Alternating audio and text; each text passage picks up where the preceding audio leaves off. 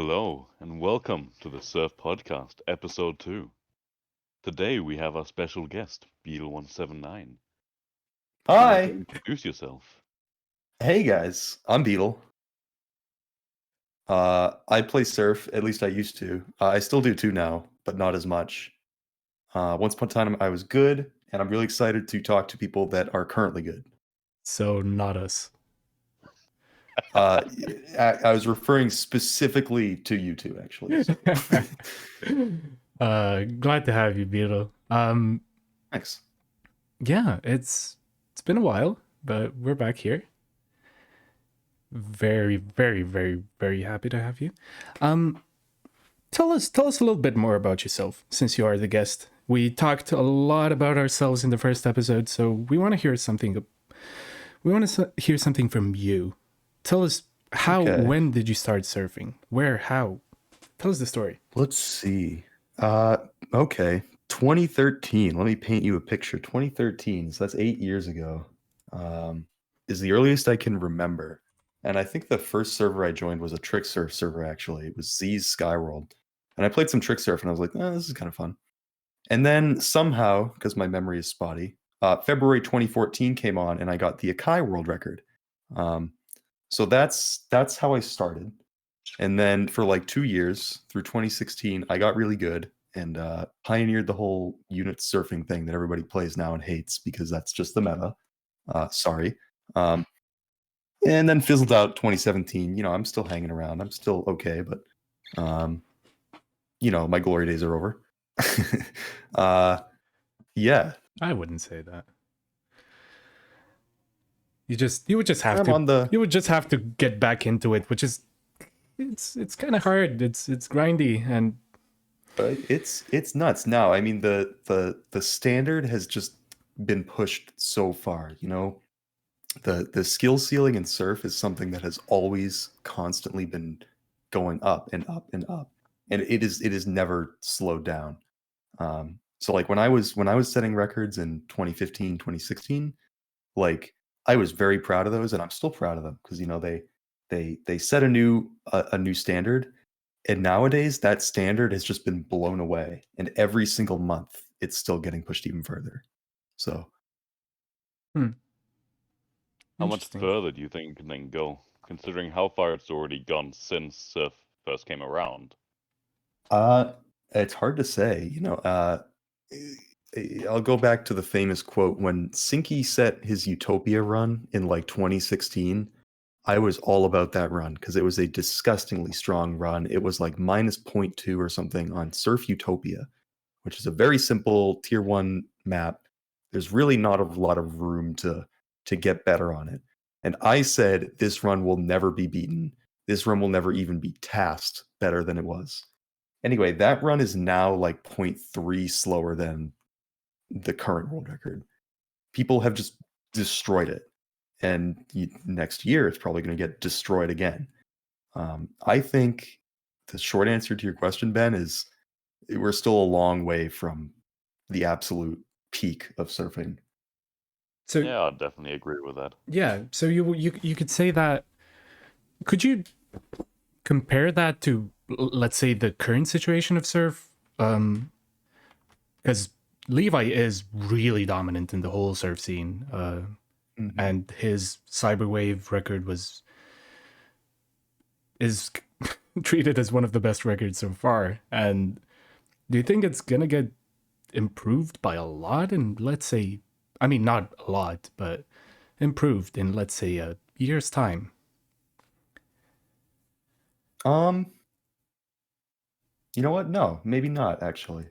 There's runs that, break new ground, like Levi's Cyberwave or Sinky's Utopia or Cinsa's Tronic, and they break new ground, and it's people look at them and they're like, this will never be beaten.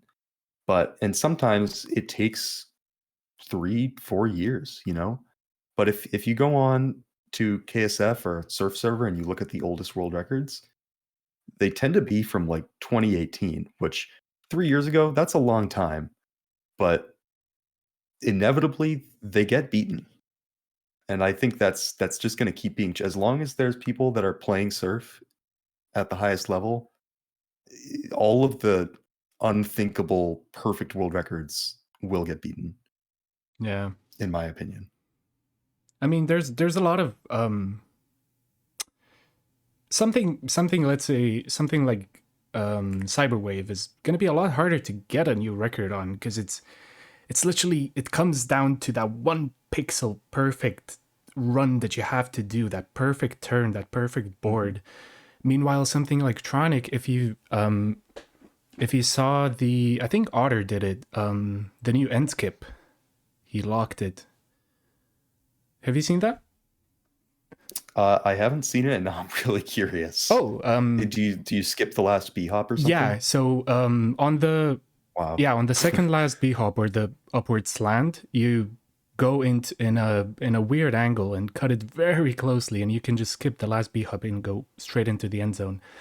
That's insane. It's very, very, very hard, but it's a possible minus. So Ooh, Tronic, now we have to hope Otter comes back. Yeah, If Otter comes back and takes that wreck, Since will come back and beat it again. Anytime Tronic gets beaten, Since always comes back. Every single time. I mean, we'd love to see that.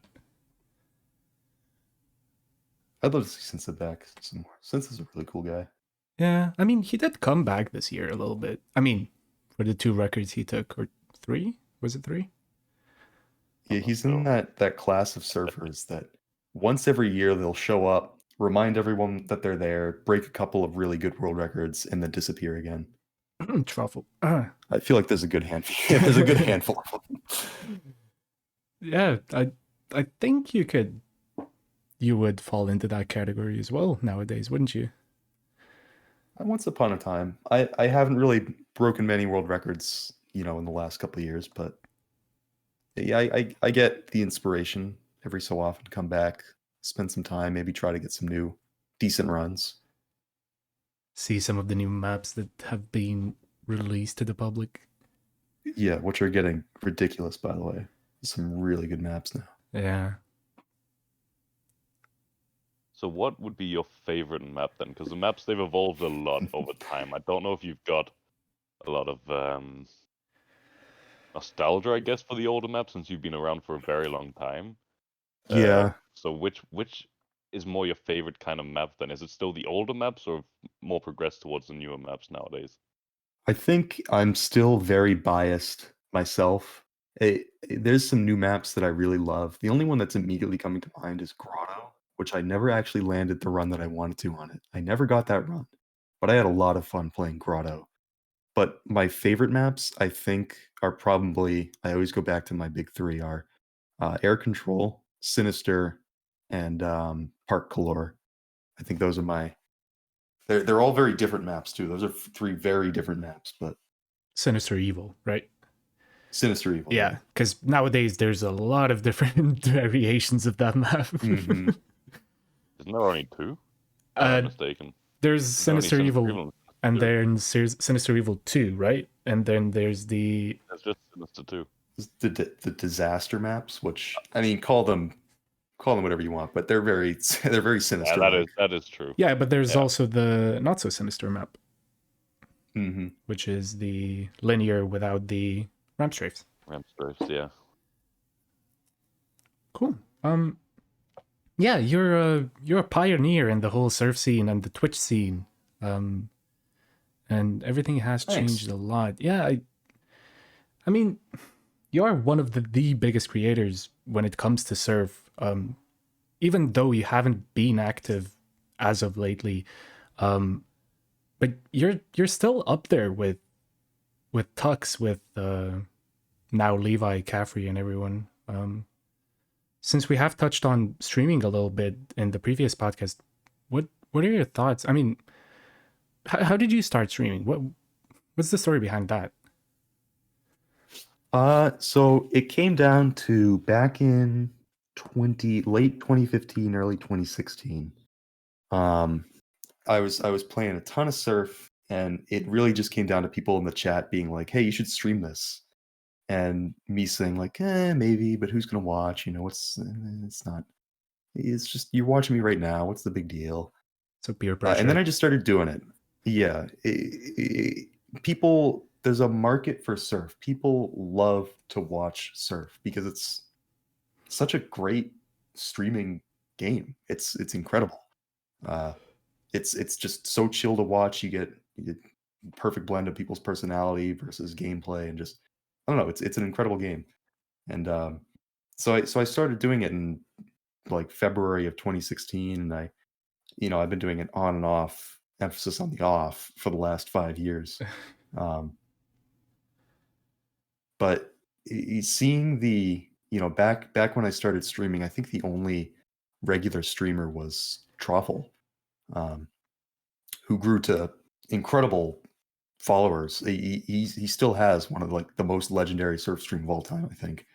Um, but over time, it's been really really exciting to see so many new creators and new people come out. And like it used to be, if you wanted to watch surf, you're kind of out of luck unless you boot up the game. But now you can log on Twitch, and there's probably at least a few surf streamers to choose from, and everybody's got their own niche and their own brand, and it's really fun to tune into any one of them. Yeah, there's always at least one. And Mhm. it goes from new people who are trying out surf, and you have the famous, I'm quote unquote famous. I don't know if they want to be called famous, but they are in the niche community that we are. Um,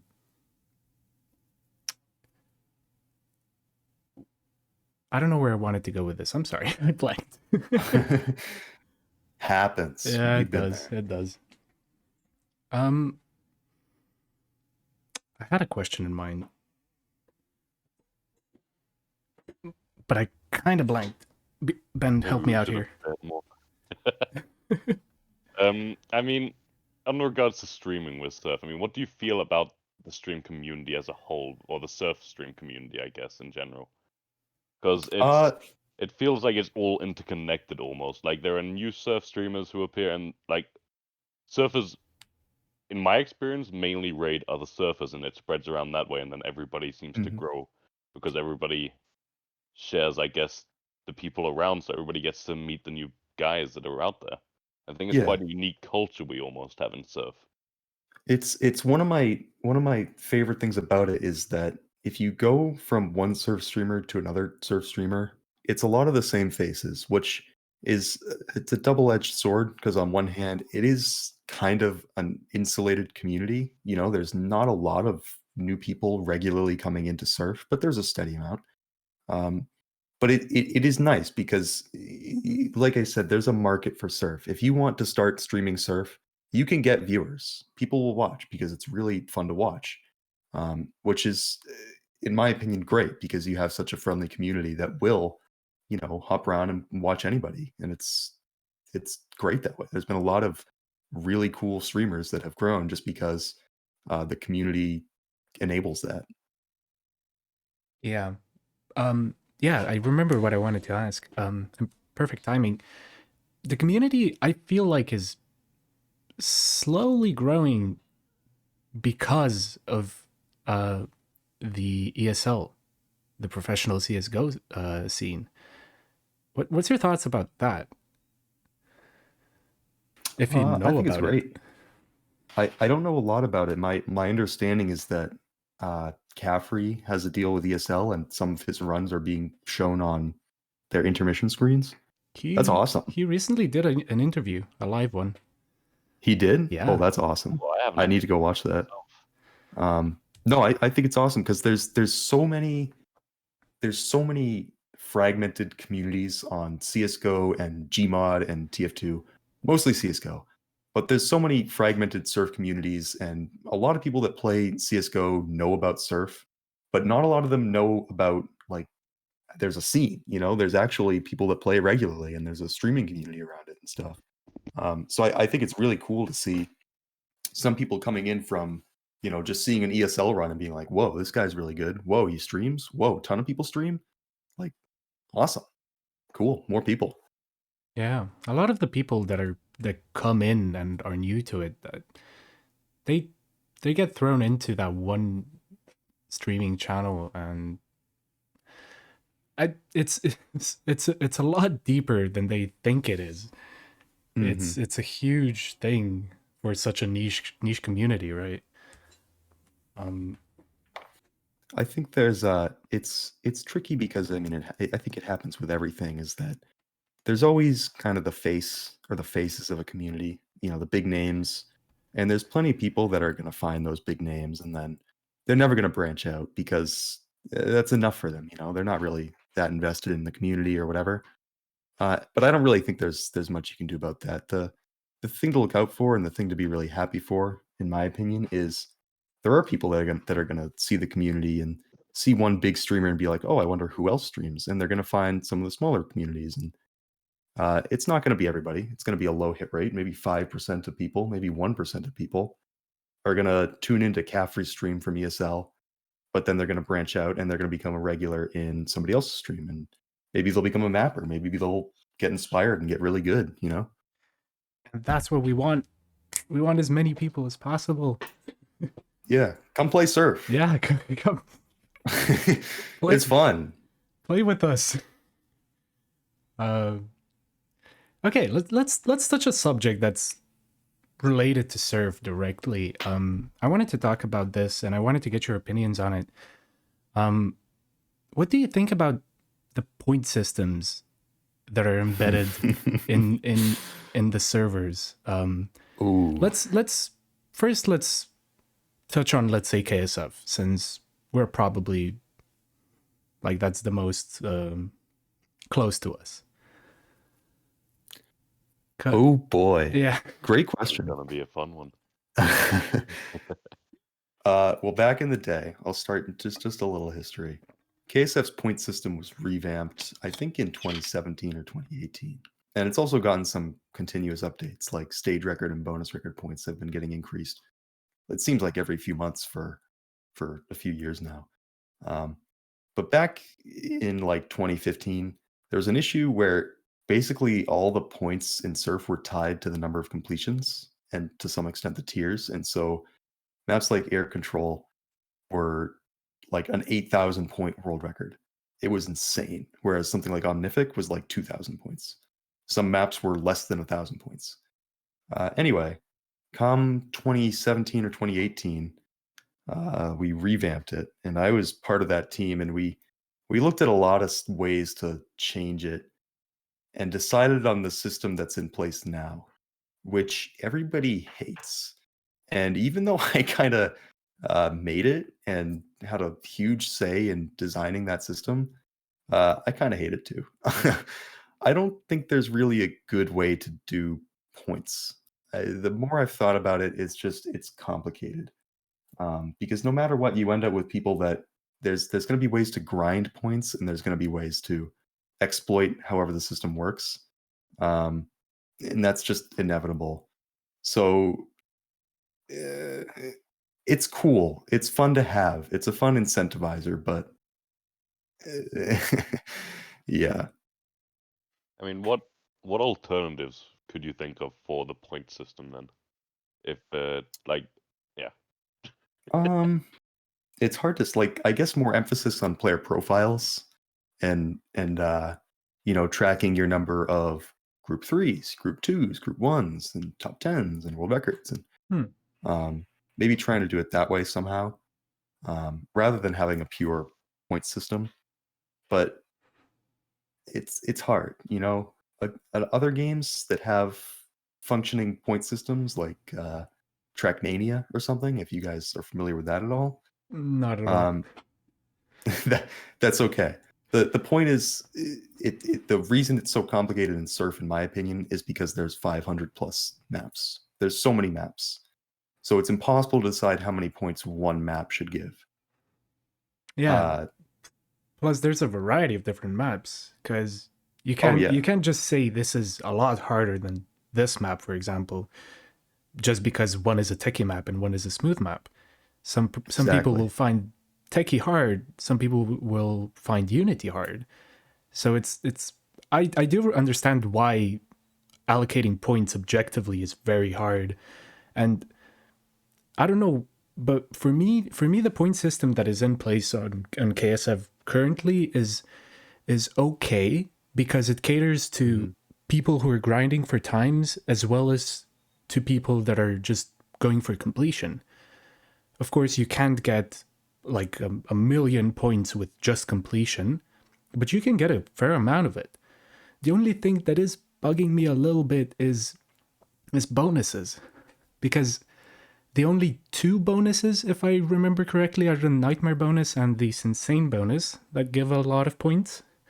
Oh, yeah. All the others are tied to the difficulty of a map. So, for example, if I'm correct, you can correct me if I'm wrong, but Fornax B4, for example, gives you what? 4? Something like 80 points or something. 80? Oh no, you're right. It's a tier 1 map, so it's 4 points. I think it's 4 points. Yeah. One of the shortcomings of KSF is that they do tie bonus point rewards to the tier of the map. And with the B4 meta and just bonuses in general popping off over the last 4 or 5 years or whatever, that's just not the case, you know? Bonuses are almost never even related to the map. So I totally see that. It's frustrating to say the least. Yeah, I mean, there is a lot of work. I mean, there would be a lot of work, like tiering the bonuses as well, and giving points relative to the complexity of the bonus.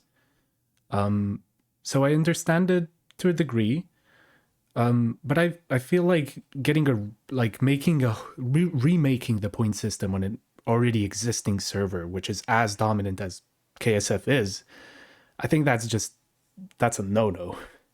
So yeah, the only, I guess, I don't want this to come off as rude or anything, but the only light we can see in this whole quote-unquote debacle is momentum, because it's a whole new thing, and they can, or since you are a part of it, you guys can make it very, very good and cater to everything. And I'm really There's go on. There was a very active discussion about how to do points in momentum a couple years ago, and that discussion has been reignited. I guess it's being talked about again.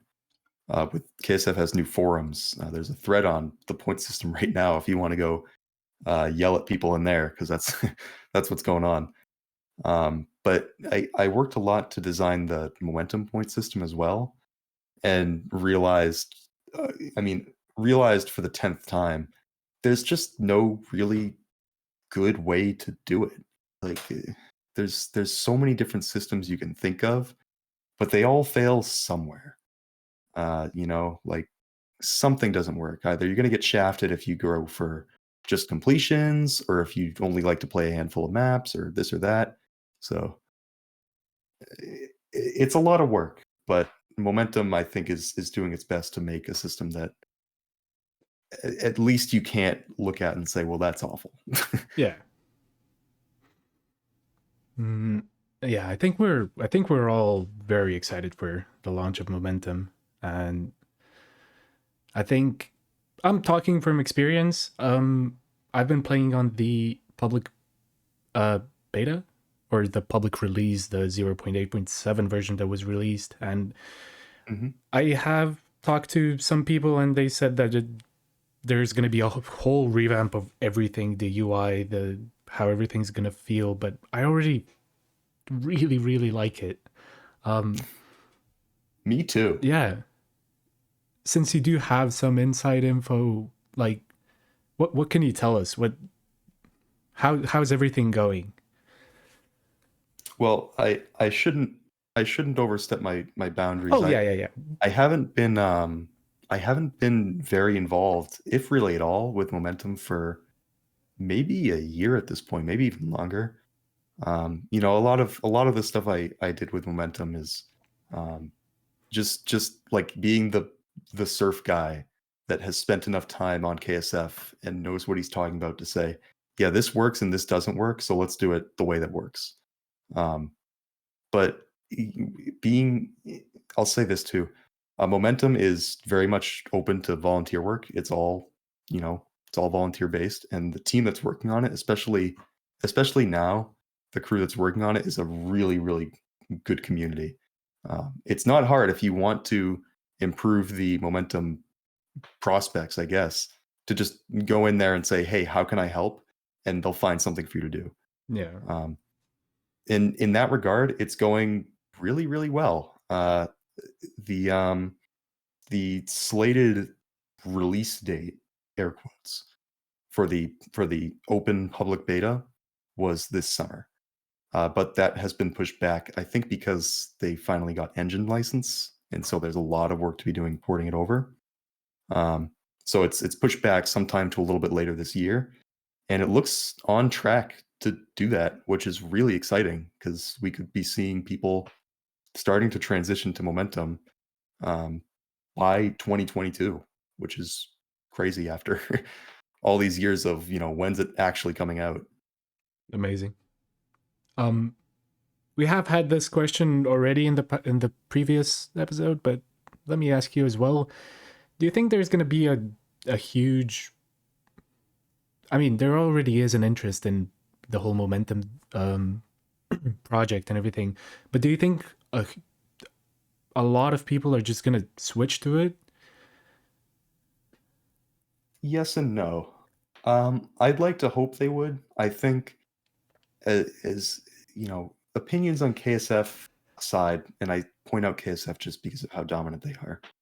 I think the benefits of having a single unified community for source movement is very, very good for the health of not just Surf, but for Bunny Hop and for Jump and for KZ, to try to bring all the servers together. And so I'm hoping that a lot of people will recognize the value in that and move over. And I know there's a lot of people already that have said they will, and I know there's a lot of people already that have said they won't. So I think what's going to happen, my prediction is there will be a good number of people that move over, but there will be a good number of people that don't. But what's going to keep momentum alive is the new people that come in, the new people that realize, like, hey, here's a good solid platform, instead of joining a random server that could go down at any day, which isn't a huge concern, but there's all sorts of concerns with servers. Here's a real platform to play a real game, and say I play momentum instead of saying I play on this server on Counter-Strike Global Offensive or something. So Yeah. I think new people will keep it alive, basically. Interesting. I would just like to take this opportunity to say thank you to the whole Momentum team and to Gognak for everything that they're doing, because it's amazing, and the amount of work they're putting in. And just not only the game. There's the whole forums and everything where you can get help with mapping, surfing, b-hopping, what that even is. I think there's gonna be a whole revamp to the movement game modes, and I think bringing new people in is gonna be a lot easier, because if you want to play surf or b-hop, you first have to know what Counter-Strike even is, which a lot of people do. But if someone wants to play exclusively movement game modes, that's going to be the new big thing. Completely agree. So yeah, shout out to you guys. You're amazing. Let's go.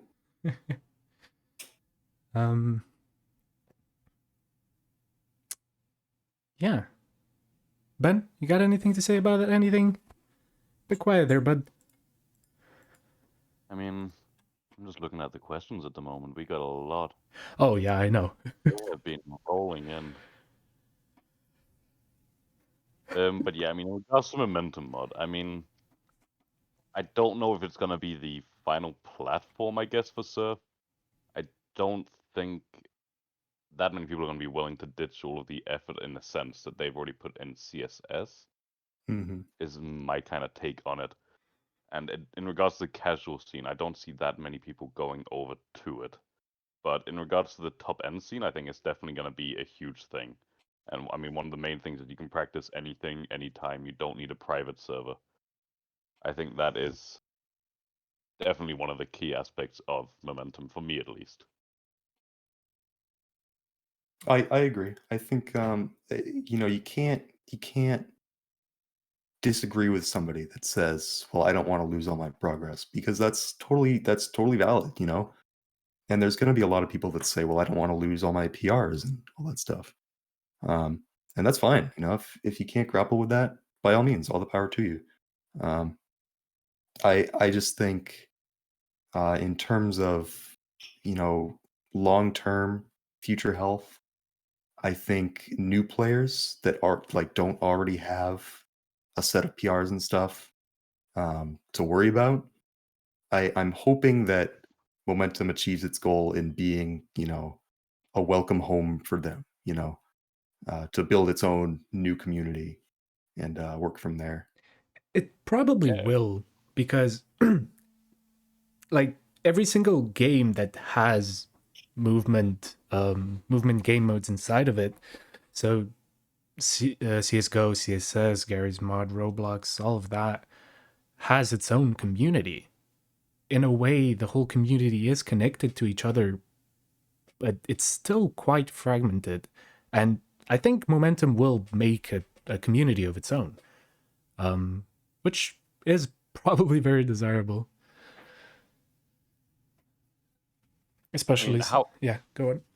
Sorry, I was going to say, like, do you know how these servers would be set up in a sense? Because I know there's going to be online servers, at least from what I last remember reading. Mm-hmm. And I think that's going to have a big part to play in regards to how the community would, I guess, transfer over if they're going to move over to Momentum Mod and new people going there. So I think a lot of the new surfers, they're going to be there a lot for the social aspect as well, at least from what I've seen on the CSGO Oh, scene. for sure. So depending on how the servers are on Momentum Mod, I think it's going to have a big impact on that. Yeah, I'll admit I don't know what the exact plan is, but I know that there are ideas for dedicated servers, kind of like you see like in KSF or in GFL or any of these other communities where you can hop on and there's a bunch of people and you can chat with them, and there's already multiplayer functionality, but you have to kind of join off of friends and stuff.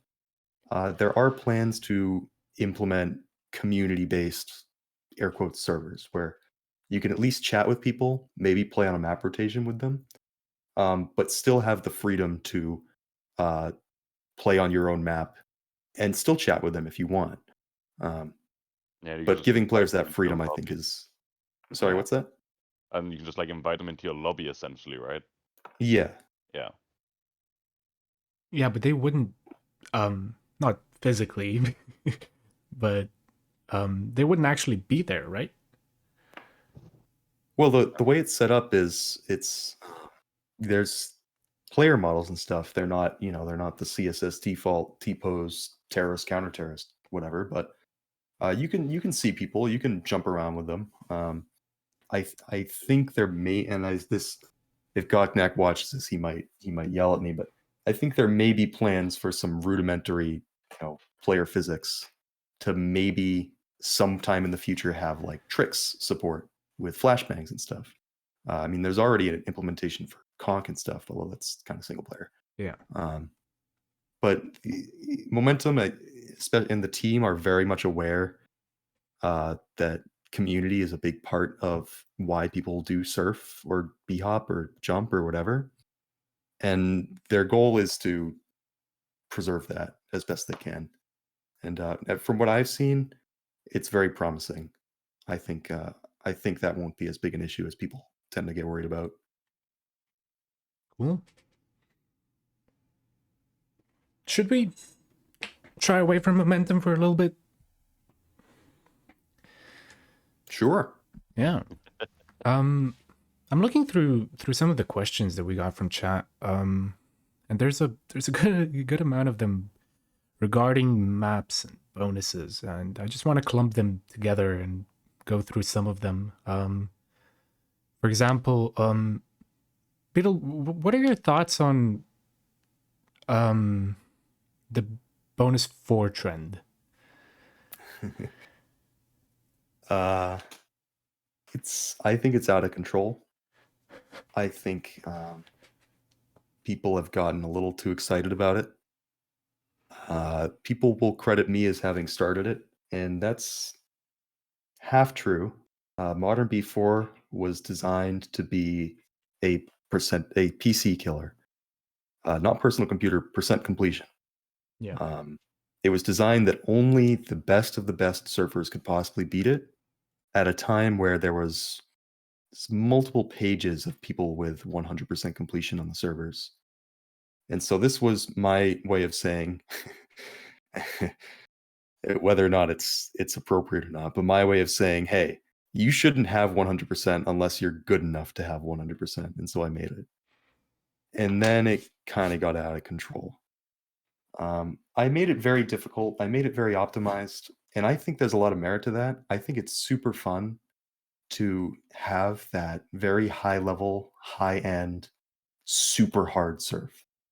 It's super fun once you're admittedly it's for a small audience, but once you are at the level where you have a shot at beating that, I think it's a ton of fun. But the trend, in my opinion, of just making the new hardest bonus, I think is missing the point. A lot of the new hardest bonuses, and this is no shade to the mappers or anything, but Fornax B4 and Fiello B4 and facility, even going back as far as facility B4, when I play them, I don't get the sense that they were made to be surfed enjoyably. I get the sense that they were made just to be hard, and that's why I'm not that's why I'm not a fan of it. Long-winded way to say that, but Yeah. So So the creator of the B4 trend does not like the B4 trend. everybody stop making them. We have enough now. I can't beat them anymore. Now we got the underlying reason.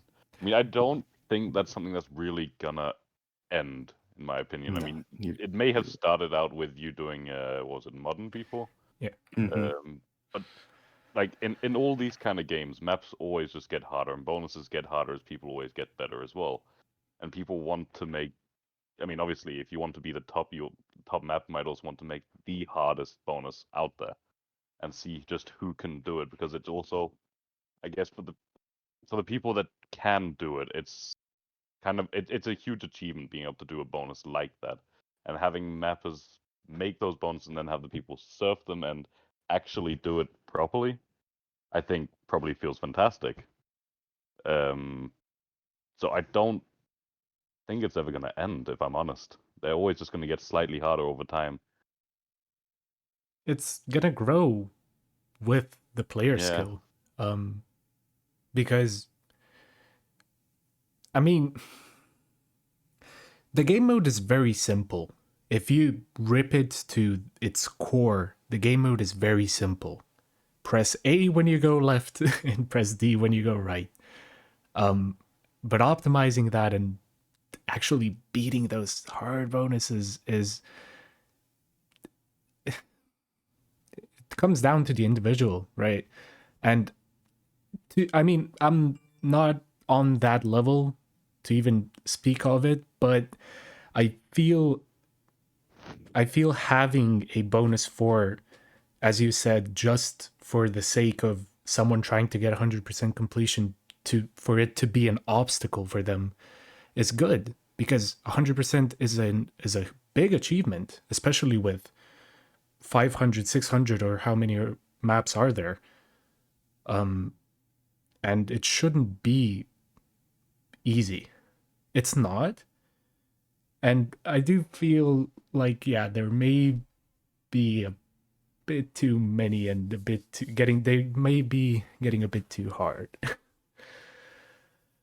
I would agree with that. But at the same time, I think they're struggling almost to make them harder as is. I mean, Fiello and Fornex, to my knowledge, they are pretty close in difficulty. Correct me if I'm wrong.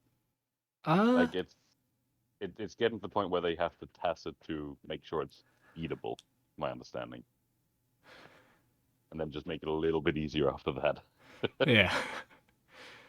Well, Like it is insane. It is. I mean, it's a tough meta, and very few people are actually able to handle those maps and bonuses and actually deal with them. But it's quite interesting to watch. it is. It is. I can't surf them myself on low tech. There's no chance. But I have to say, I love watching people who can, because it is just it's a whole new level of precision that you need to be able to take it on. It's a very rewarding thing. It's just at some point you got to say, maybe this is too far.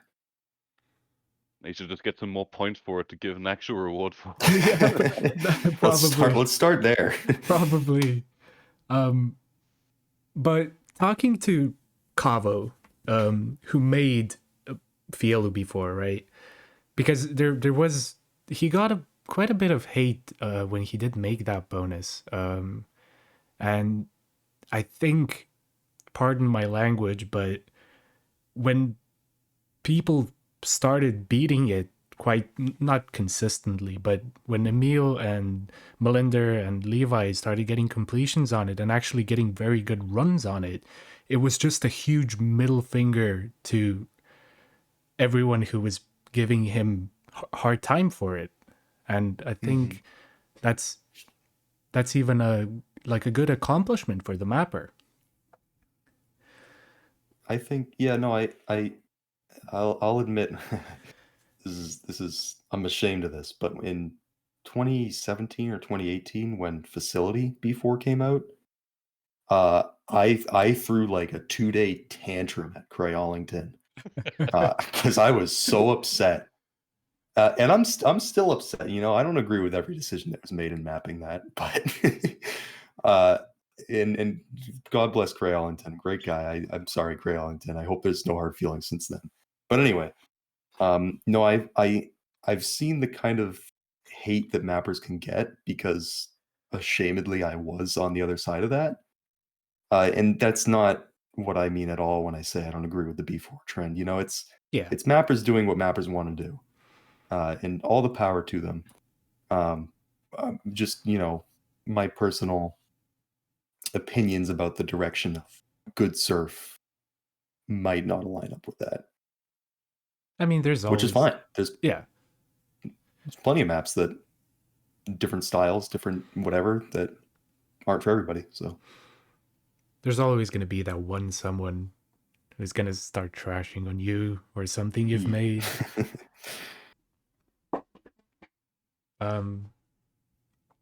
But yeah, let's keep on the track with wait, I saw a question here regarding bonuses as well. Let's see if I can find it quick. In the meantime, when we do until we do find it, Beetle, we did talk about favorite maps. What's your favorite mapper? Who? Sorry. Ooh. It's hard to okay, two come to mind. Extra Festive and Spy. I feel like every single extra map and every single spy map I've played have been like my kind of maps. Just like exactly the style that I love. Oh, I'm getting yelled at. I have to include who asked the question.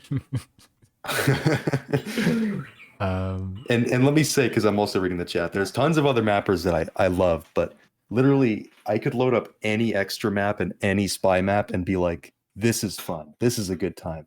Other maps, they're probably still good maps, but it'd be like, this isn't my style, It's preference.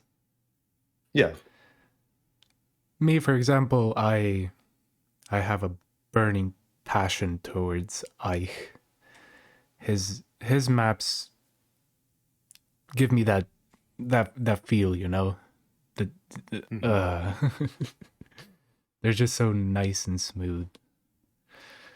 What about you, Ben? I probably know I think more or less everybody knows who my favorite mapper is. Yeah. It's the Spy Complex.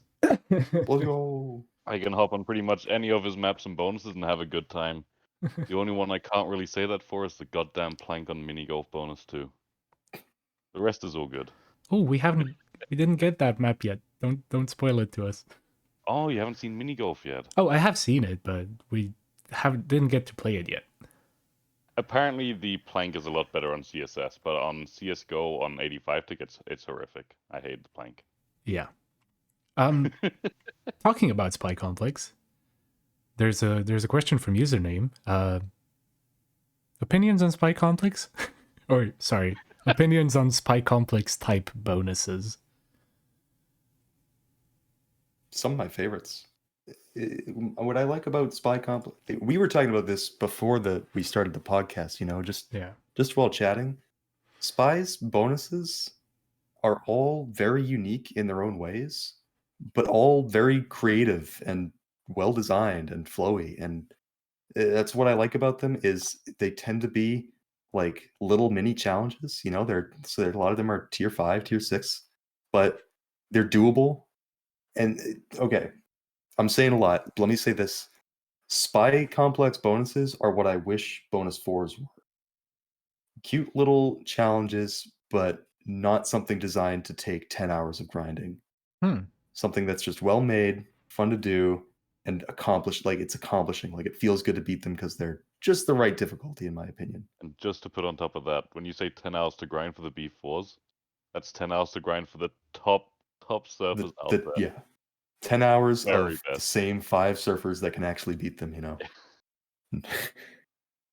Yeah, I mean, I have started learning how to map, and props to every single mapper who's put out maps that are being played regularly, because it's not easy. It really isn't easy. There's a lot of thought that has to go into the surf itself, and then a lot more thought into how you're actually going to detail it and make it visually appealing as well. Because I think that's one of the things that has branched off a lot in the past years. It's how maps look. Because if you play a 5-year-old map, it's normally just the surf that is the one thing that you should be focused on. It's normally boxed in with some textures, maybe a tree there here and there. I'm not trying to say that they're bad, but the maps that are coming out recently are visually very appealing and look very good. And yeah, just props to the mappers. It is incredible to me. Question with that, yeah? Sorry? There's a question related directly to what you just said. Is it? How much worth should be given to the visuals in a map? Oh. Directly related. That's perfect. Perfect. Thanks, Ben. Okay.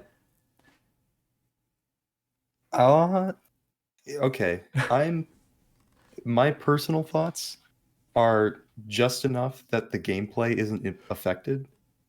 If you want a map that you don't put any detailing into and it looks ugly, but it plays really good and it's really fun, that's totally fine with me.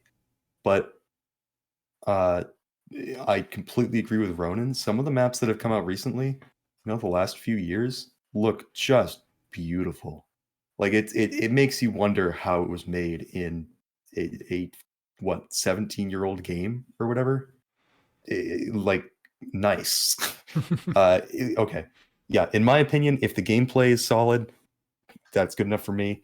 But if you want to go that extra mile, and I know that extra mile is a lot of work, I very much respect mappers for putting that in. That's incredible. Good for you. Yeah. I mean, it completely depends on the type of surfer you are as well, because if you're there to get into, load up the map, get a good time, and then improve it and improve it and improve it and improve it, and get the WR and be a good, have a very good time on it, you probably won't put that much, attention to detail on the map itself. But for example, let's say completion surfers who just want to see as many different maps as they can, it's a completely different perspective. And especially for mappers, they like to put maybe some secrets into their maps. And I've just recently talking to Extra, I recently found out how many secrets there can be in a map, in one map. And it's really fun to just walk around and like try and take it in, because there's hours and hours and hours of work and thought put into that, which is amazing. But yeah, I do feel like being not detailing it too much. It should be just the right amount of detail, right? Because if you put too much into there, it's gonna neglect the surf, or maybe maybe not neglect, but if you have, let's say, trees that block your view, but they look very beautiful, it's gonna be a bit awkward, right? I agree. I think there's mappers that put hundreds of hours into their maps and it looks beautiful, but if the ramp is flat and I can't see it and I spine it 100 times, and this is very personal, but if I'm spining your ramp 100 times because I can't see the texture, that's what I'm looking at, not the hundreds of hours of detailing that admittedly is just beautiful. I'm just yelling at this one ramp that I can't see. Yeah. Um. Okay, in regards to mapping then, if you could make a sequel to any map, which would it be? And would your sequel change in the difficulty of the map that you would create? Question by House. This is a question by House Gamer, yeah.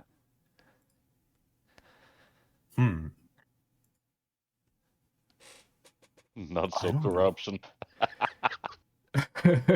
There's too many maps. Grotto 2. Grotto 2. Yeah, I mean, honestly, for me, I would just say, my favorite maps. I don't think there's a map that I've played and been like, I really want more of this. And credit to the mappers, because that's on them for making just the right amount of map, but I'd always love to play more Grotto, Air Control, maybe some more Sinister. A new Park Color map would be kind of cute. You have something like Looks Modern, but I don't really like Looks Modern personally. It's just not my style. Yeah, just my favorite maps, honestly. Corruption H. Yeah. Nope. Surf Roots 2 that makes underscore 2. I mean, Slew's got a sequel recently, and I think Razor did a very good job on it. It captured the essence of the first one and just completely redid it. Like it feels like a map of its own. But if you look at the title, you're gonna know it's a sequel to the first Sleu's. But I think sequels also show the growth of the mappers themselves, because maybe there's going to be better attention to detail, or just better surf overall, which makes the map, I mean, yeah, shows their progress in the mapping world. I feel like it really depends on the map in regards to having sequels. Like, I don't think all maps would suit having a sequel to it. But, like, I think the most notable map with sequels, for me at least, would have to be the Elysium series. I think that they all surf similarly, but in their own way, they're all quite unique at the same time. Yeah, some of the maps that are just there and are very good. I mean, they're they're widely known because it's just that map. Let's say Corruption. Making a sequel to Corruption is kind of pointless, because it's Corruption, right? But making sequels on maps that maybe already have sequels can just expand the whole thing that the maps enveloped, right?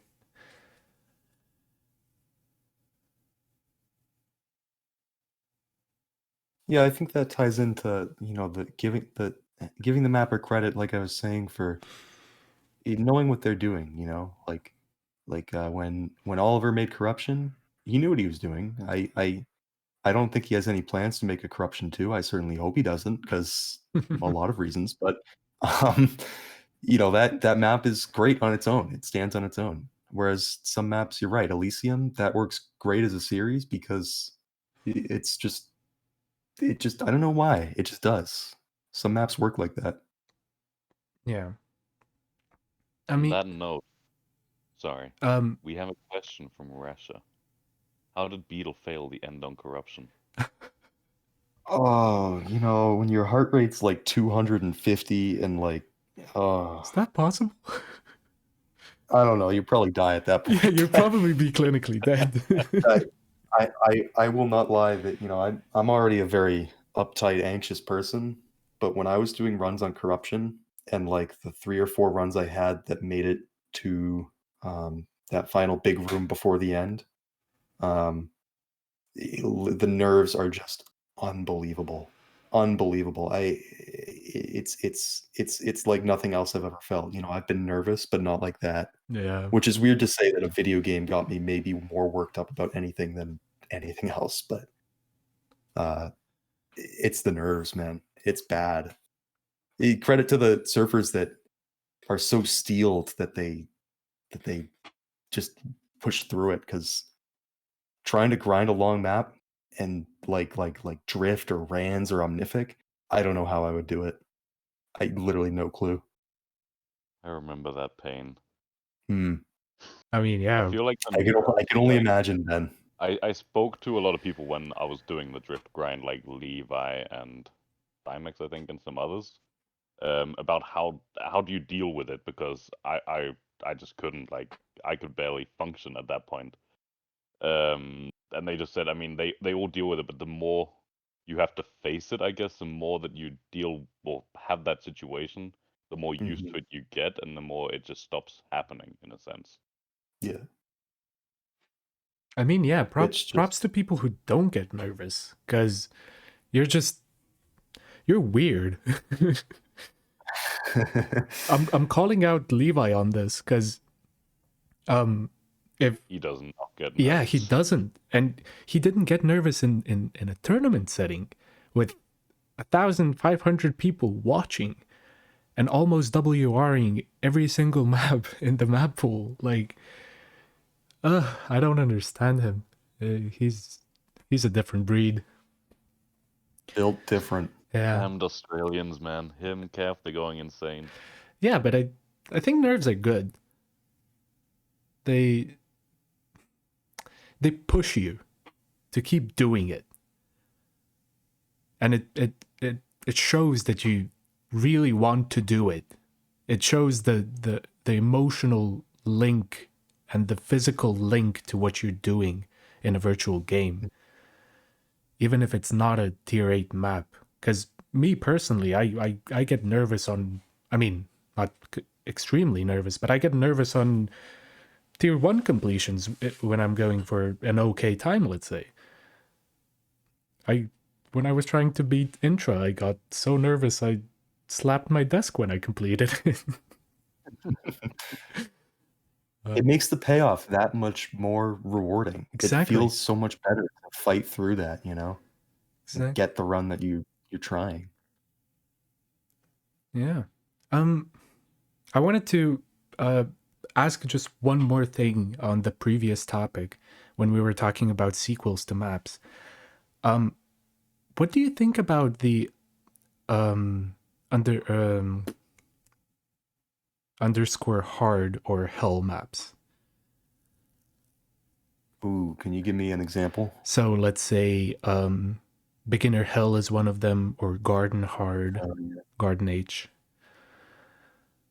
I don't mind them that much. I think some maps it makes sense to make a hard version, because it's like, beginner, making a hard version of beginner, like, cool, It's something cool for newer surfers to be like, oh, I finally beat beginner, and then 3 months later be like, oh, I beat the hard version of beginner. Like, that's cute. I do think it's kind of outdated, You know, like all the maps that I'm thinking of that are hard, have hard modes, like map and I think it's called infection or something. Like it's kind of a relic in that one MWAG map. I don't think it's really necessary, but I think it's cute for certain maps that have enough of a legacy to make them interesting. Yeah. I think Garden Hard, let's say, did a very good job keeping the feel of the first garden and just making it a lot harder and making it an actual tier 6, which underscore H or hell or hard map versions of those maps should do.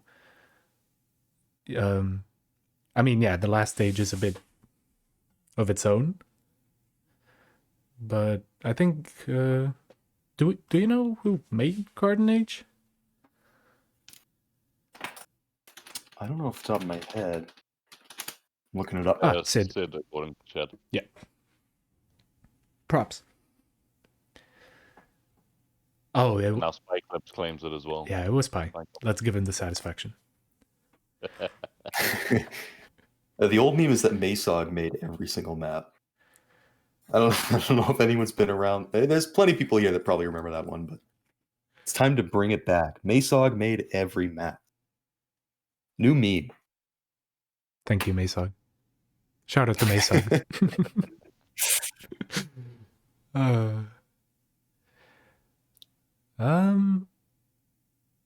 Who? I'm seeing a question that I don't know if we should talk about. Which one? Who's it by? It's about the new map submission system. I don't see why not. Yeah, I mean, that I can't input anything. I know nothing about the map submission system, so this is all you guys. Do you know anything about it, Beetle? Vaguely. I know it exists, and that's really it, actually. Yeah. Okay, so none of us can answer that, I'm afraid, apparently, unless if Ronin, you know a lot. I don't know a lot. I know of it. Yeah, I know of it, and I mean, essentially, it's kind of a barrier between mappers just putting anything out and getting put onto KSF. Because like there are some questionable maps that are on KSF. They are quite old, and I think some quality control is okay, but not too much, right? Yeah, and this is coming from, like I said, I really don't know much about the system, but the idea I think is totally fine. You know, some kind of standard instead of just adding anything that people ask you to. I will say personally, and this might just be throwing more fuel on the fire, but I think I think it would be better to focus on deleting or fixing old maps, which I know, shocking take, but better to focus on that than to focus on standardizing new maps. I think there's a lot of maps on KSF and other surf servers that really don't hold up, and the only reason that they still have merit is because of their legacy. Like you can't delete that. It's everybody knows that map. Like, yeah, well, it sucks, kind of objectively. Yeah. I mean, I could agree. I think I agree with Chromalia here that he said don't remove it, improve it. Mm-hmm. I do agree with it to an extent. I think I should probably clarify and say there's no maps that come to my mind, but there are bonuses that I think really don't. Like, what comes to mind? Like the Tronia bonuses with the drunk goggles, or like the air control and that other map with the time scale. It's like these are cute, these are fun, but I don't think they need to be like necessary for percent or award any points, and their world records don't actually mean anything. It's like, yeah. Yeah. But again, I know that's a controversial take. Yeah, let's shy away from this.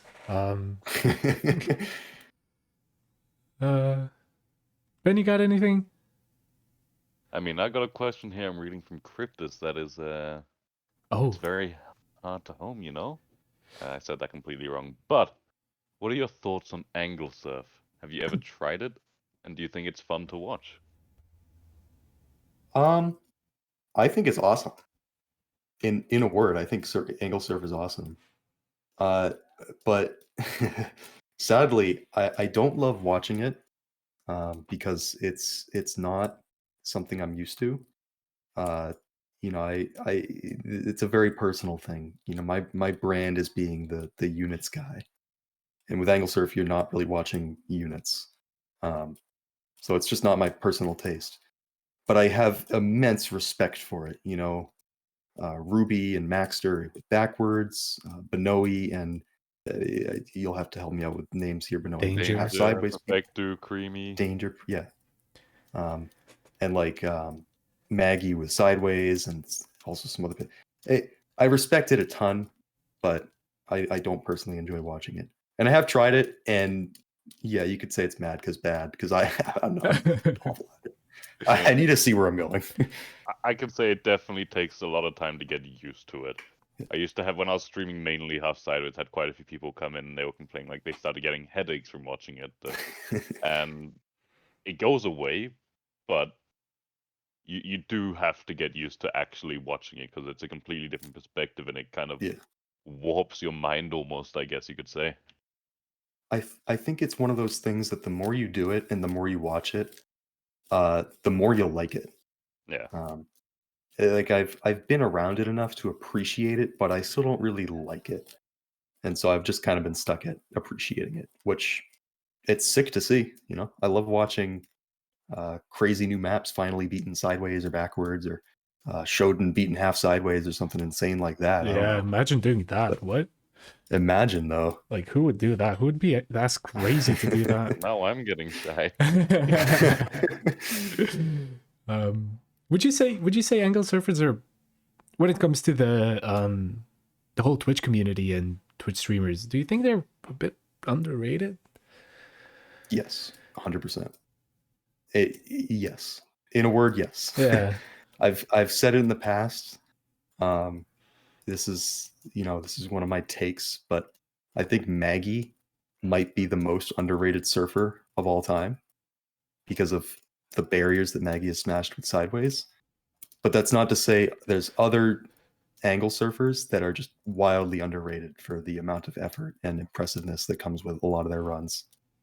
Yeah, Louis and Cryptus, they are going up there now. Cryptus recently doing Stonework 4 sideways.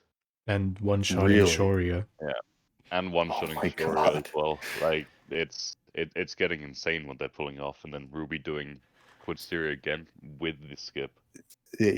Seriously, like, it's gonna get slept on, but that Syria stage 8 backwards, I mean, plus the whole map with the skip, unbelievable.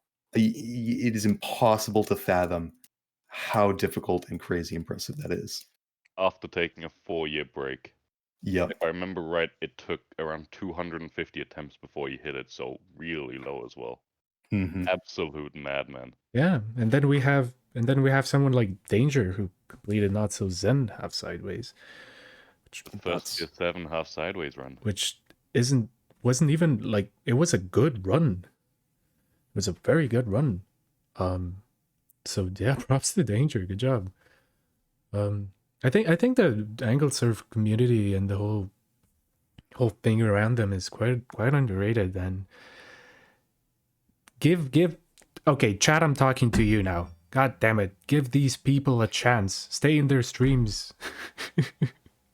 Check it out. Yeah. It is a few hours and you might like it in the end. Just get through that pain and suffering like you did when you started surf. And one more thing, if I can say it. If you're watching angle surf and you're like whatever, you're doing the same thing, you're just pressing different keys. Try it. I dare you. Yeah. Go try it. It is so hard. It's probably one of those things where people don't understand how difficult it is, and they just see, oh, this guy is just facing into a ramp. I don't want to watch this, because they don't understand how insanely difficult it is to do that. Hard. like I tried doing beginner sideways just because I was interested, and I did first stage after 10 minutes, and I couldn't do stage 2 after 30 minutes. So, yeah. Now imagine doing Omnific sideways. Yeah, let's not talk about it. Oh, oh, take this with a grain of salt, but I did also hear that Ruby might want to do Omnific backwards. Oh, You know, I've been hearing that too. I'm very excited to see that happen. I think he can do it. From what I've mean, seen, after- I would definitely agree with you, yeah. that would be very nice to see. Beetle, I got a question for you.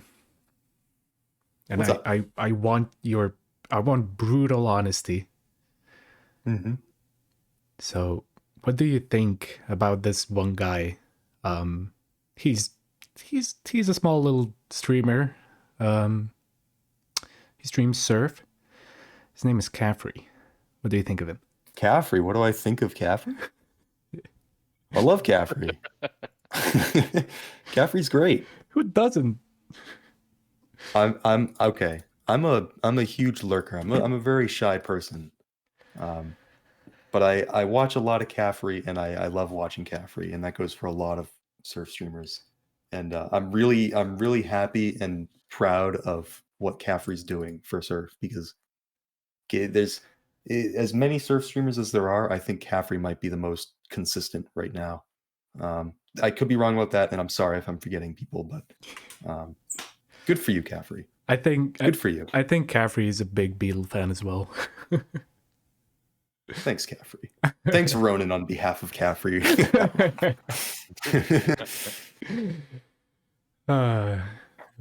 We gotta spread some love. Well, there's so many questions this time compared to last time. I'm trying to look through them and find related stuff. It's tough. Yeah. Everything is everywhere. Let's see. Okay, I mean, you want to go, Ben? You can go. It's all good. So I saw a question here from Manny. He said, how do you motivate yourself to play movement games? And do you change up game modes or play other games to, I'm assuming, keep yourself sane? And there's another question that I want to tie it into this one. What's the most amount of time you spent on a map grinding it?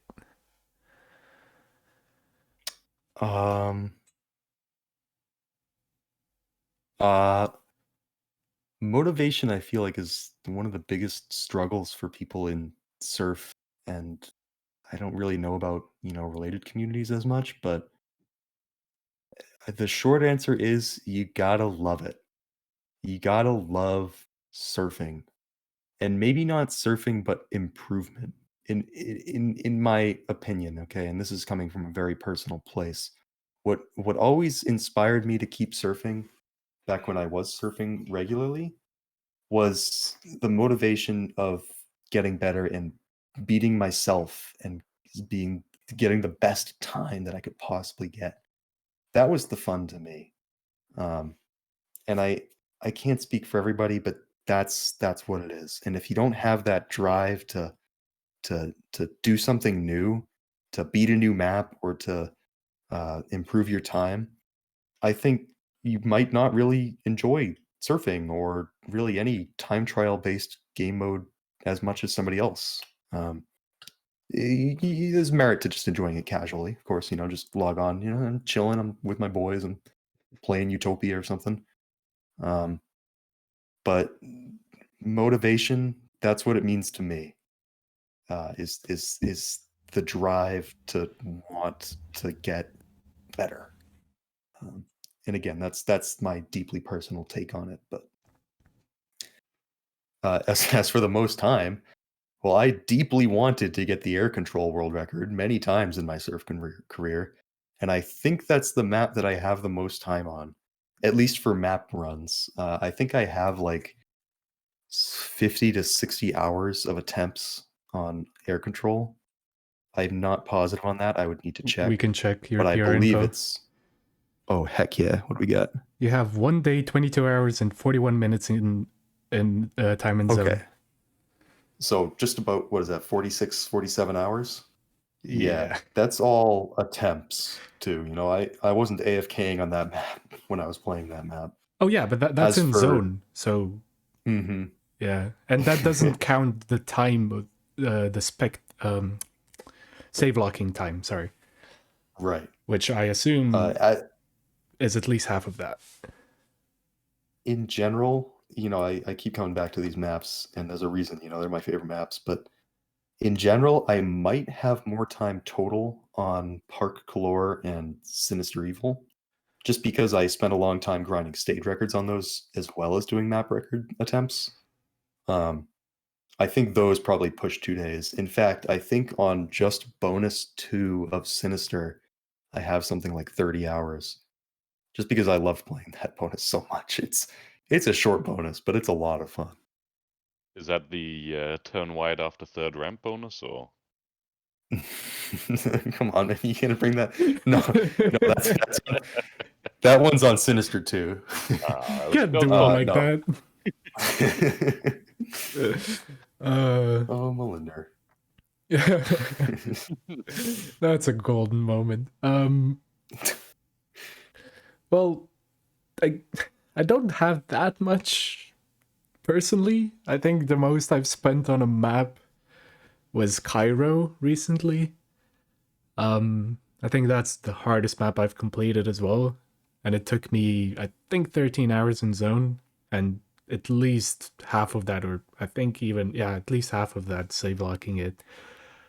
And I don't know, I couldn't imagine myself just going for day after day. So how do you recharge from that? Assuming you go for records and you spend hours and hours and hours in zone and you just get burned out. How do you refuel yourself? Honestly, I I don't know. I don't know. At least when I was really grinding, I don't know if I ever did recharge. It was just I'm gonna sit down, load up air control, and then 5 hours later, I either got the run I wanted or I didn't, and I'm gonna do it again next time I sit down. It's like a trance. I don't know. I don't know if this is universal to other people, but that's how it was for me when I was grinding records. Is like the time just passes, and if you don't get the run, there's no recharging. It's just next time, you know. I would But definitely agree with that. yeah, Like, you've got your battery in a sense, right? And I think that how full it is depends on your goal, on what you're going for, and how determined you are to get it in the first place. If you really want to go for it, you could sit there for 8 hours in a day and then go the next day for another 8 hours. At least that's what I did. That was a bit of an extreme case, but like it's you just go. I mean, one of the things that helped me at least was streaming because I had people to talk to and so forth whilst I was doing it, so I could relax at the same time. But it just comes down to what in my opinion at least, what is it you want to get out from it? How far are you willing to go to get it? I think that's a very good way to put it. I felt that a lot. Stream can be demoralizing as well, time to time. Um, you're always gonna get that one person, right? That's gonna be on your case, and it may demoralize you a little bit. From Yeah, I think, yeah, and this is a very personal take too, but for Ben, streaming helped you. Um, and I think that's where, motivation and stuff is very personal to every individual person. Yeah. Streaming hurts me, and I've talked about it before, but when I stream, I can't get into that trance of just grinding. Um, and I think a lot of the times when if you see a surf streamer, or at least if I see a surf streamer that's participating with chat and engaging with them while still putting out top tier surf, or like the best surf that they anyway can accomplish, I am amazed.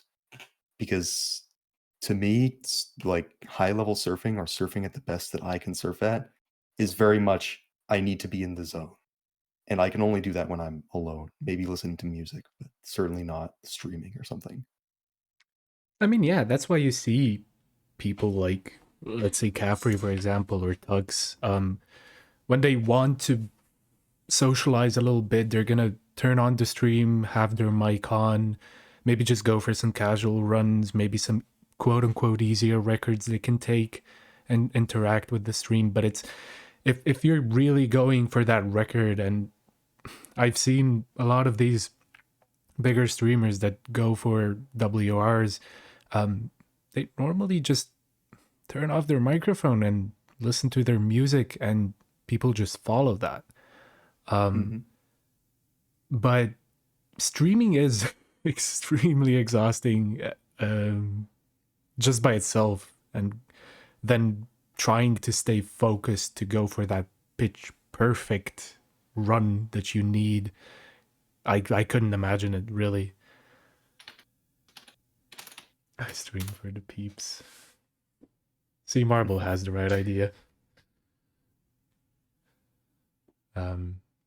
I will point out what Jess is saying in chat. She says, it's honestly so hard to grind when streaming personally, but I feel bad if I don't interact with chat. I'm sorry to call you out, Jess, but I completely agree. There's a balance to, like, at least for me, somebody that's, I'm always anxious and uppity. It's striking that balance between interacting with the chat and going for, the best content that I could possibly put out in terms of gameplay is impossible. It's incredibly difficult, which is why I have so much respect for people that do it and do it consistently. I think I feel the opposite almost, in my case at least. Like, I often feel like I do better when I am streaming compared to off stream. Yeah, Like, but if you're I'm off weird. stream, I feel like true. I feel like grinding, depending on the map, of course. But like, if I was to do that drift grind solo, I don't think I would have even gotten the completion, if I'm honest, or a terrible completion, not a one shot. Like, it's without the stream, I don't think I would have gotten or put in nearly as much time as I did. I like on a personal level, that amazes me, because I just, hashtag can't relate. But Same. no, that's awesome, that's awesome. I mean, like, genuinely good for you. Like, yeah. I mean, when it comes to that, I think it's important to realize what, like, how you how you react in those kinds of situations and what's better for you. If you serve better not interacting with people, or if interaction with people or their support gives you the motivation to do it. And when you do realize that there's another step you have to take as a streamer, you want to ask yourself, okay, what do I want to do now? Do I want to hit this WR top 10, group 1, group 2, or just completion? Or do I want to have a fun, interactive stream? Not saying that a grindy stream can't be fun, but if you want to have an interactive stream, maybe shy away from maps that are very hard or that you really want to get something on. That's what I've noticed when I'm grinding currently Highlands. And because I've been trying to balance the interaction and surf, has kind of burned me out, and kind of feels like I need a break from both of those things. So a little tip to anyone: try and find that little thing that you want to do. So yeah. agreed. Kromali asked, what's your favorite WR from Best WRs of 2020?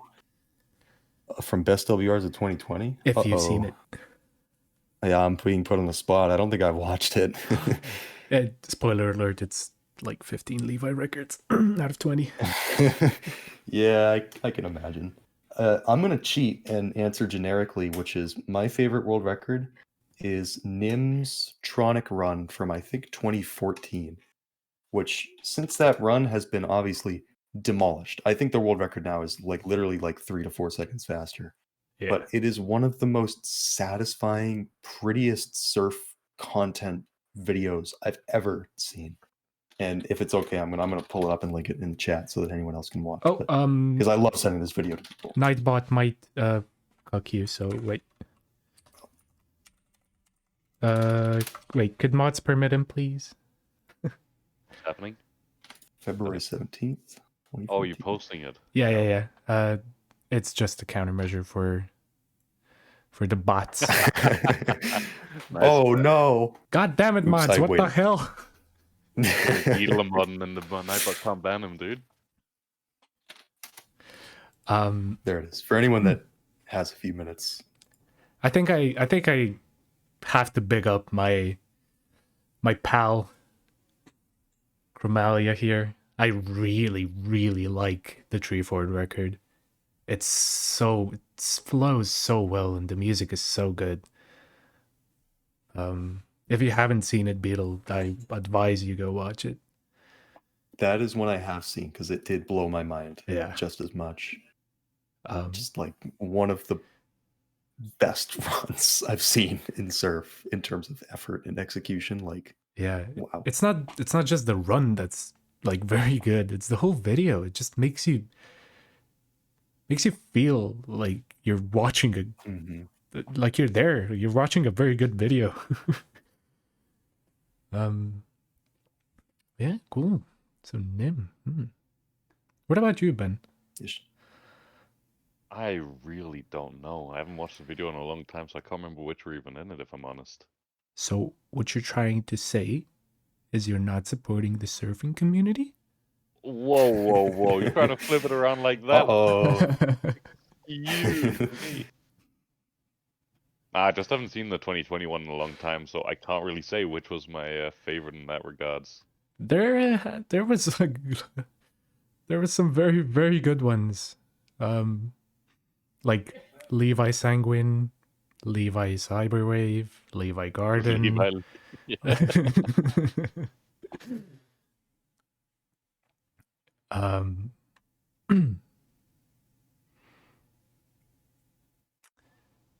Yeah. I mean, okay, what MB Surf just said, yeah, I would agree with that. I mean, the Tree Fort, it was just super clean, super nice. And Levi Sanguine hitting that skip and run the first time, that's also ridiculous. I can't remember which other ones were in there, but I definitely agree with MB Surf. Those are the two. Phenomenal runs. Okay, I'm seeing a couple of questions here regarding Trick Surf. We're gonna go off the track of the conversation we've been having right now, but first of all, Beetle, I know you've been I don't know that much. I'm a bit ignorant when it comes to Trick Surf. But I know you play it, you dabble in it. Could you enlighten me or anyone who doesn't know what is Trick Surf? Sure. How is it different to Skill Surf?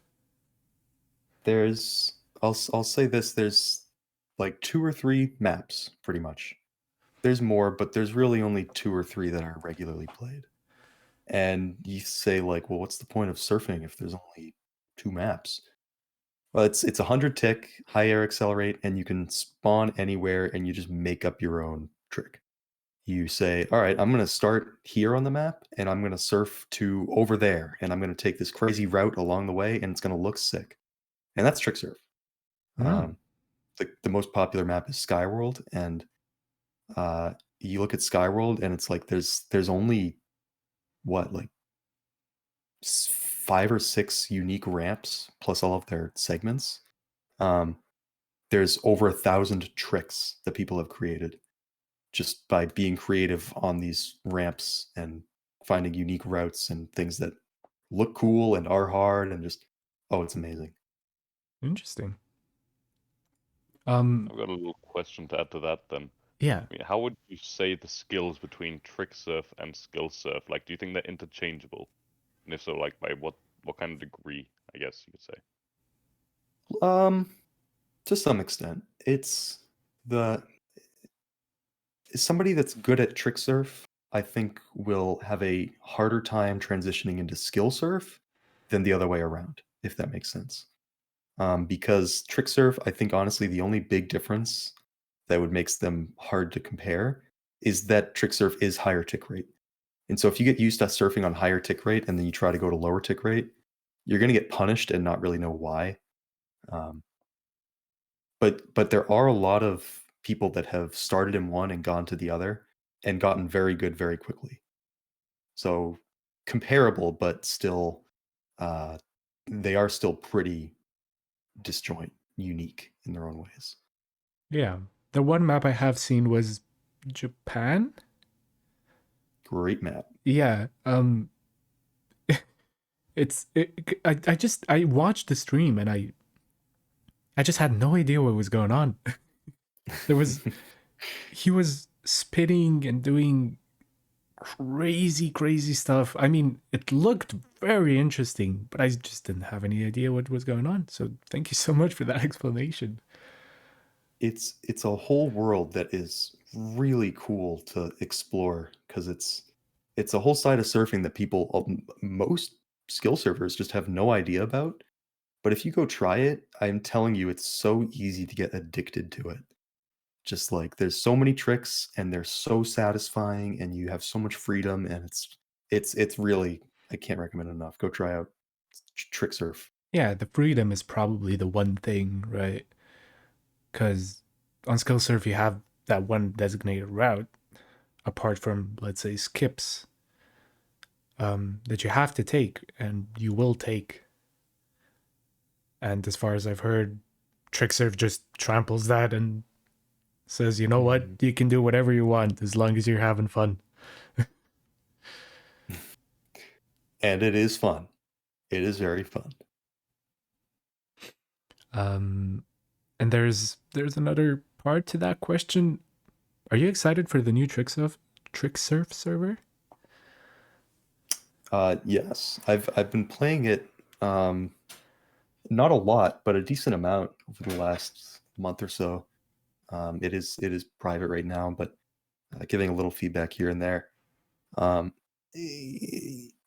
I really hope it gets a community going again because the trick surf community has always been pretty small. Well, I shouldn't say always, but at least in the 8 years I've been surfing, it has been pretty small, and it would be very very cool to see a new generation of extremely high skill surfers take a crack at it, see what kind of creative stuff can come out. Maybe a new map comes out that it's hard to make a trick surf map because it's just kind of the legacy is what carries it. But anyway, yeah, it's just exciting. It's exciting. Okay, so Ronan is bailing on us for a while. No idea why. But Boo. he's telling me to take over. So, let's see here. How long till Skill Surf dies? Question by Marble. Never. At this rate, never. This goes back deep. People have been saying since the day I started surfing, people have been saying surf is dead, surf is dead. But we're having a podcast about it here 8 years later, and it's like, no, it's not gonna die. Is everybody I would definitely agree with you, yeah. Yeah. It's gone to the point where it annoys me to hear, and I'm not annoyed to hear it now, don't worry, but it annoys me to hear people say, surf is dying, surf is dead, because it's just not. Surfing is in a fine place, and I would say maybe the complete opposite, honestly. I mean, now we've got ESL happening with getting both Levi and Caf involved there and getting more, I guess, advertisement towards surf. And there's, Mhm. I mean, like I play on GFL, which is a CS:GO server, and it's pretty casual in the most part. So every day you see new people come on and start learning surf, more so than you see leave, at least I think. Right. It is overall growing and at a pretty decent rate. I mean, I asked my like the tech guy for one of the tech guys for GFL Surf, and within a month we had 230,000 people connect to it. Wow. Holy So I'm cow. sure other servers have similar stats as well, and I think overall it is growing, and yeah, it's just getting a lot more advertisement. People are saying, hey, this is Yeah. actually a really fun and unique game, and it's not just a gimmick inside of, for example, CS:GO. I think people love to say, well, surf is dead because X surfer isn't playing anymore. It's like, well, there's there's literally dozens and dozens of top level high tier surfers that were extremely dominant that you already have forgotten about. Surf has a very short attention span. You go back and uh, no shade to anybody, but Morning and Demon and QR and QR and old school, like truly old school high level surfers, like those people were there too. There's always people coming and going. There's always people coming and going. Muffins and System and this person and that person. And I wish I had a list of people because you always say, well, there's only 7 active surfers that could take a world record right now. That's plenty. It's always kind of been that way. At the top level, it's always kind of scarce. Yeah, the top is always dominated by the few, but Exactly. overall there are hundreds of thousands. Oh, I don't know. There's tens of thousands of players at least. I think There are a surf lot is of in us. I think it's in a very healthy place. And I think it's got a lot more potential with momentum and ESL and the good strides KSF has made in the last years, and just it pains me to hear people say surf is dead because it's just not. Rain and Yaman and Geb and Insane and Habitat and Jesus was homeless and Jesus was homeless. yeah, that's his name. I can't say I've ever heard of him personally. Jesus was homeless made history in surf in I don't know the year. It took him 2 weeks of straight grinding to be the first person to beat Surf_Crystal. Do you know Surf Crystal? Doesn't ring a bell actually. It's because it's a random tier 3 stage map that is really outdated. But these people were the Levi's of their days, the Sinky of their days. And that I could get worked up about this for hours. Well, I mean, we have a kind of follow-up question, which is very similar. What do you think the future of surf will be? I mean, I don't think it's gonna die. I think it's gonna rise, which is also part of the question. But do you think surf tournaments are gonna grow and maybe even surf esport becoming a thing? Optimistically, I'd like to say that yeah, that would be awesome. But I don't personally see it exploding like commercially. Like I don't really see money coming to surf, except for maybe community hosted tournaments and stuff, which are very cool and I love watching and stuff. I think the future of surf to me is I hope that momentum brings in more players and that it just continues to grow and get more representation. My kind of end game for surf is to see it at a GDQ. I think that would be very exciting. That would be amazing, actually. I hadn't thought about that, but Wouldn't I it mean, though? I think it fits perfectly. I mean, surf in its essence and all movement games really is all about speed running. So Mhm. games done quick, that is the perfect place for it. And I'm sorry to shill here. I know I am sounding a little bit like a shill, but imagining a momentum campaign mode that is actually speed runnable, like you have a real format that could bring it to more speed running mainstream popularity. I think that'd be awesome. Momentum mod campaign world record. That would be sick. But for real though, like, oh hey Ronan. Hey, Welcome back. my cat literally killed a vase because he's hungry and he's being. Oh, Sorry about that. What did I miss? Future of surf is surf dying and so forth. Ah, nah, it's rising. exactly. It's Climbing. yeah. We're getting. I can say we're getting a lot of different people coming every day, and communities are rising and rising and rising. Especially with the whole ESL thing and everything, which is amazing. I really like seeing it getting bigger. I'm not gonna say anything more because I don't know what you guys already said. Oh no, we totally agreed. Cool.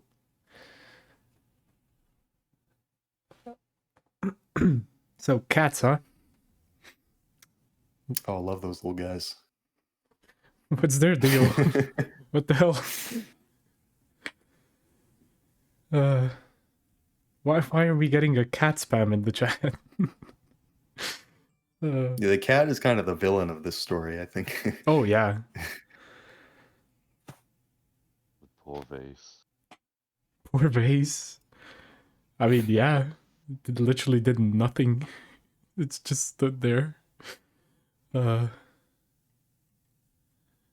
mean, in regards to surf dying and so forth, right? There is a style of surf that has somewhat died, and that is combat surf. What do Ooh, you yeah. think about this? And do you think it should make a comeback, or? And this was asked by I Am Superman. Hey, Superman.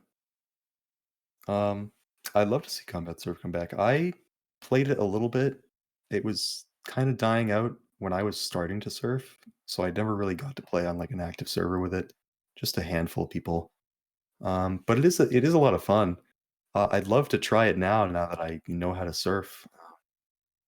It's weird though. It's one of those modes that would be really cool to have a community for, and that would be incredible, you know. But I feel like it just will never be as popular as skill surf or even trick surf, just by the merits of the mode. You know, if you want to surf, then you probably want to surf. You probably don't play combat. And I know that's not true for plenty of people that want to play combat surf, but I just don't see a huge niche for it, I guess. I think I'm too young Apparently, for that. I mean, I wasn't around really then either, but apparently Hardex is still working on a combat surf map currently. Pog. 99% done. Ooh. Maybe we can see a comeback.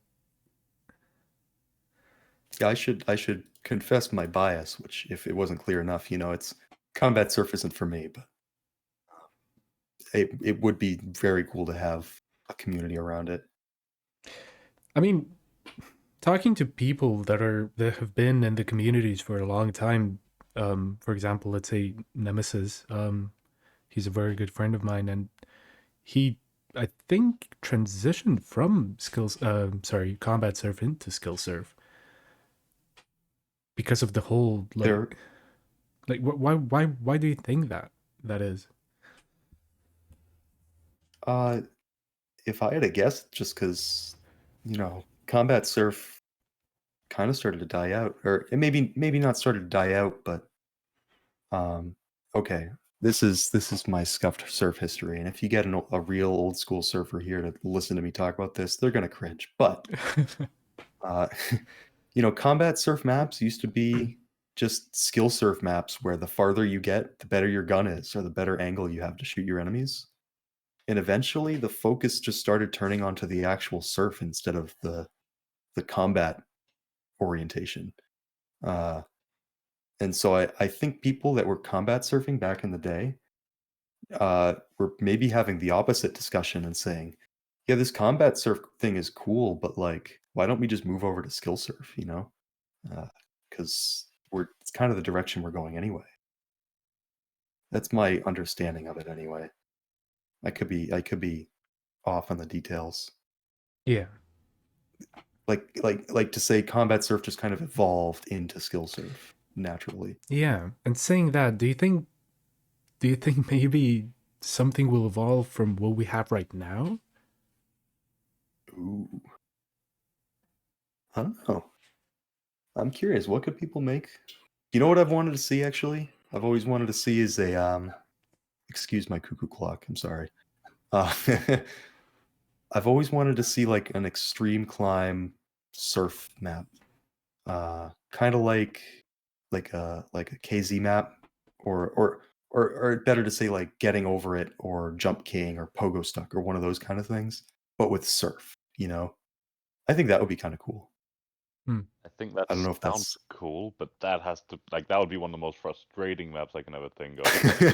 Tried yeah, of getting course. over it. I spent 3 hours on it, and I couldn't get past I got to the snake area, and that was as far as I got. And That's having farther than I will ever try to get to.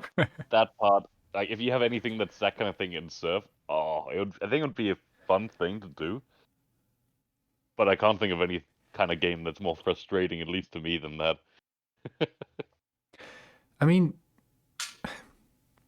if you look at it this way, I think skill surf has evolved already, because it's nowadays it's not only ramps. You have b hops in surf maps. You have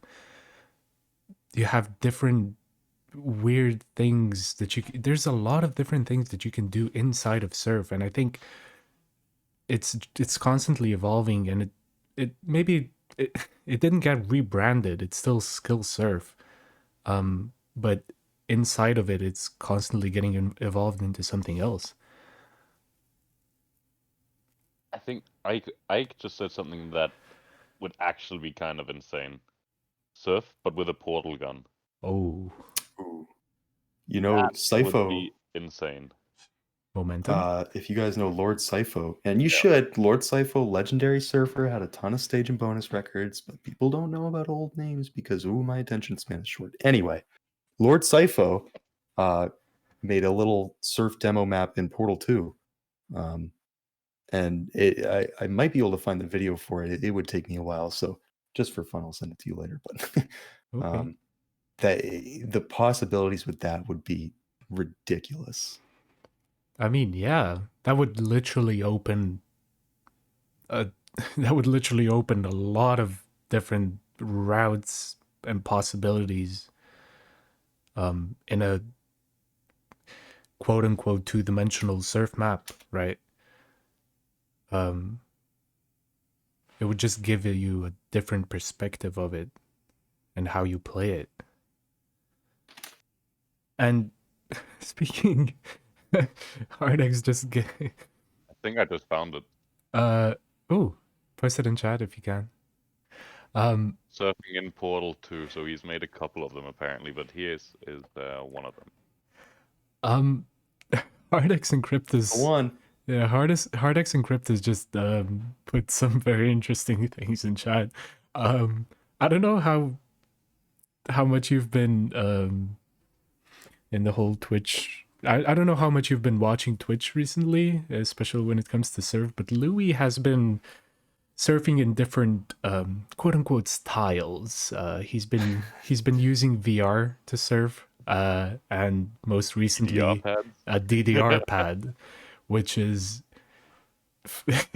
incredible. Like,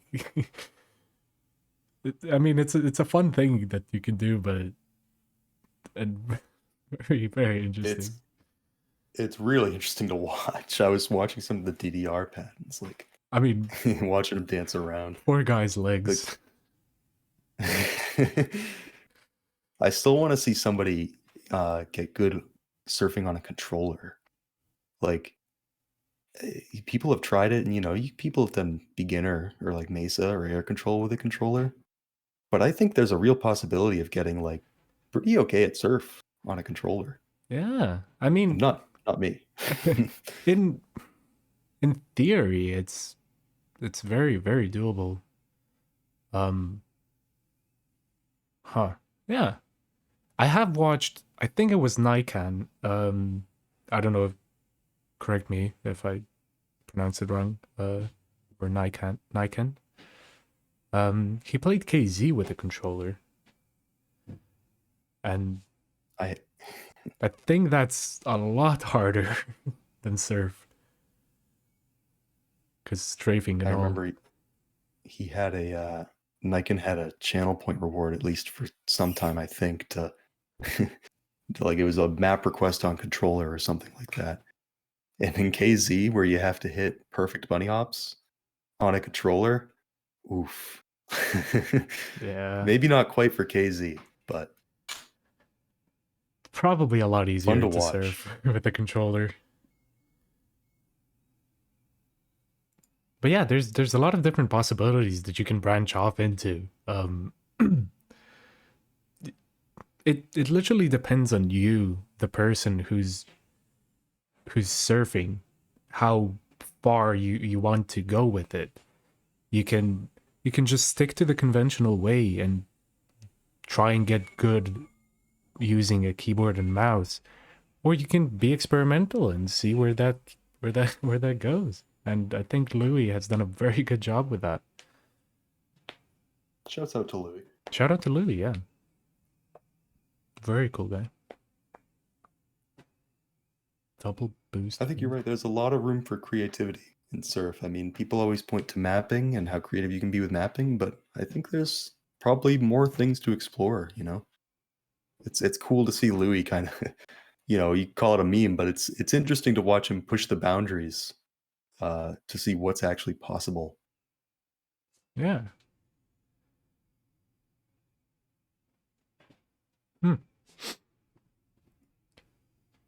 But I mean, yeah, you can't go. I mean, there has to be a limit where you're gonna be like, okay, now you're pushing it. Some things might not quite be surf anymore, Yeah. but it's entertainment. So yeah, I think it's constantly evolving. Maybe not into a whole new thing that should be rebranded or anything, but it's evolving inside of itself, and everyone is growing with it. Maybe that's why people don't see the actual progress of it.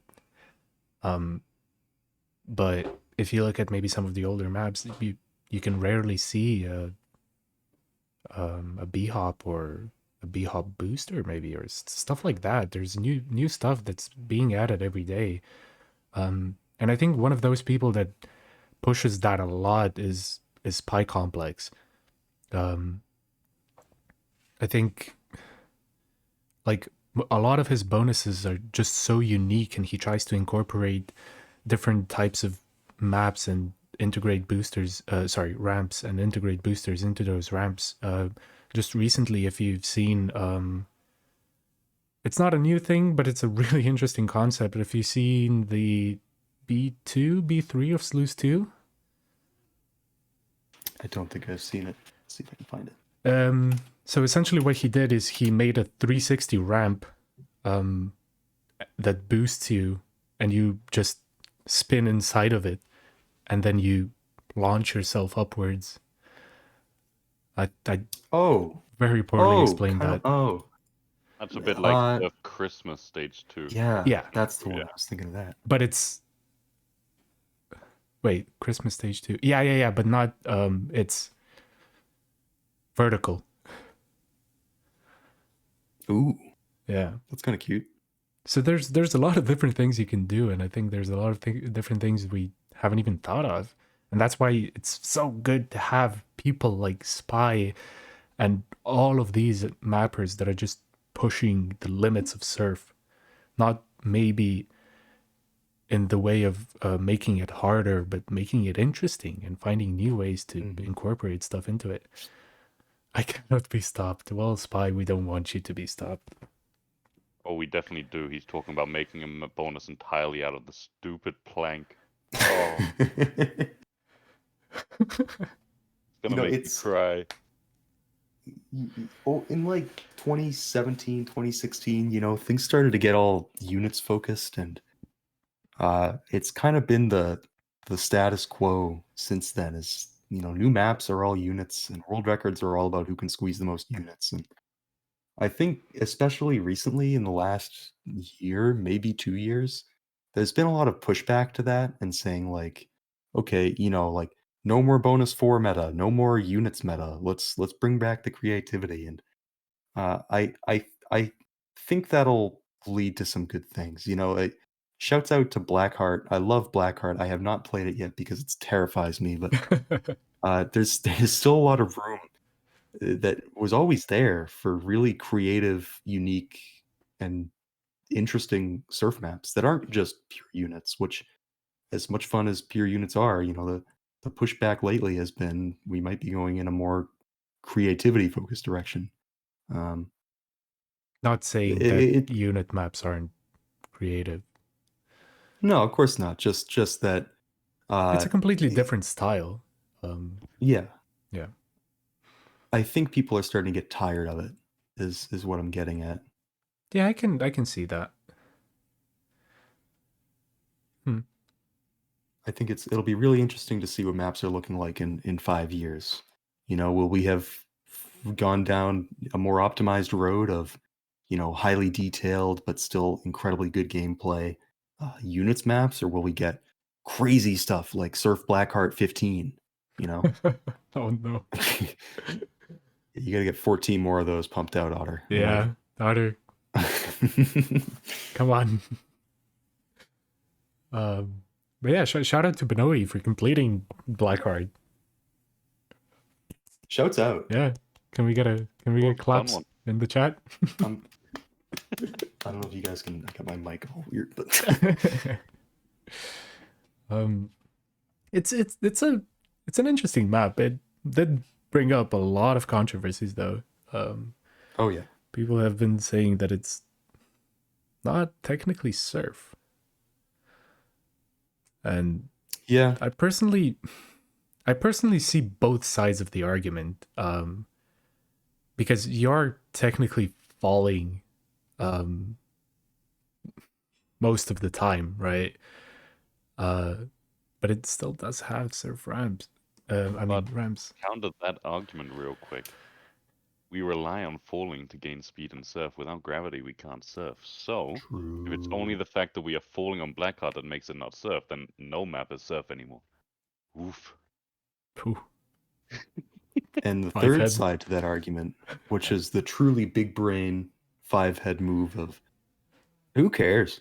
It's true. It's fun. It's cool. True. It looks cool. It's interesting. It's unique. Why not? Make whatever you want and play whatever you want.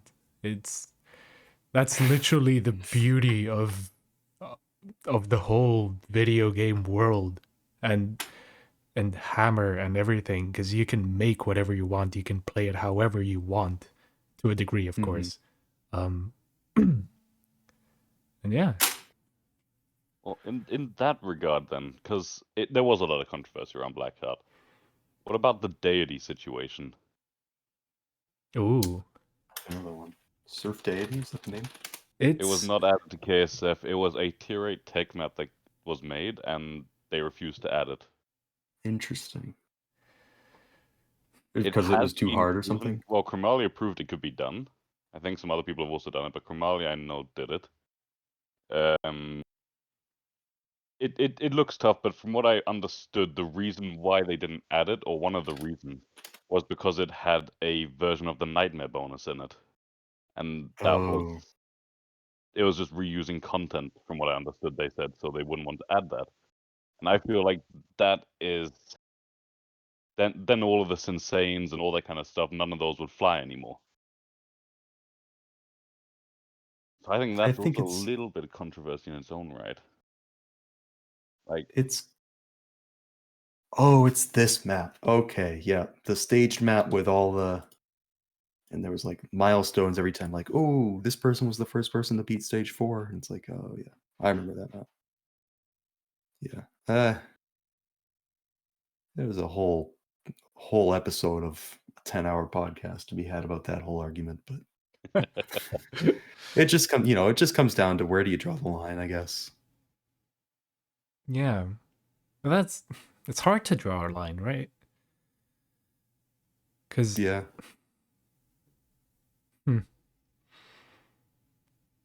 Like I mean, I personally lean a bit more towards not drawing that line so much, at least.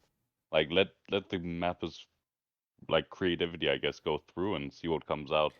Add it to the servers, and if people really, really hate it, then you can always remove it again later. But if it is a map that people enjoy, then I say, all the power, go run it. Yeah. I mean... That just brings us back to the whole controversy of servers not taking in maps and having that quote unquote quality control that they want. I'm just gonna give my take quickly on it. I don't want to dwell into like too deep into it, but I feel like since KSF is the most competitive server out there, and I think it's quite understandable why they would want a some quality control when it comes to maps, and adding things that 99% of the people couldn't play is quite understandable. But that's why you have servers that not that they don't care about those kinds of things, but they just don't put that much thought into it, because like it's a lot easier to put a map on I, I really don't want to I need to sound just go server. yeah, I really don't want to sound rude, but it's a lot easier to just get a map Yeah, you of made into maybe Surf Heaven or stuff like that. But they just have a whole different view of that map, right? They just want to put it there. They want to see people surf it. They want to give new mappers an opportunity to do that. Meanwhile, KSF has to, in a way, keep a standard that they have because it's such a dominant server, especially in skill. And that's why It's one of those like, yeah, go on. I was just gonna like you can't please everybody, you know? Yeah, exactly. Somebody's gonna get left out, and it sucks if it's you. Like, but it's just the way it's gonna be, you know. Somewhere, somehow, somebody's gonna draw the line. And I've been there. I've disagreed with that. I've butted heads a million times in KSF about certain decisions, but it comes down to preference and who's in charge, really. So Yeah, of course. I mean, if someone really does want to play Deity, he can, or they can just go on to, I'm assuming it's on Game Banana. You can just go on to Game Banana, download the BSP, and play it on Ooh. on whatever server, or I mean whatever game you want to play it on. Especially since a public version of Momentum is out, you can literally play anything that's made for Source, and most maps are ported or made in Source. Okay, apparently there's some something I didn't know here. Kappa says apparently the Deity controversy might have been about he copied the nightmare bonus and then he tried copyright striking maps that used it. Okay. I That do is know that interesting. Junior, the guy that made Nightmare Bonus, historically has been very upset with anybody that copies Nightmare Bonus.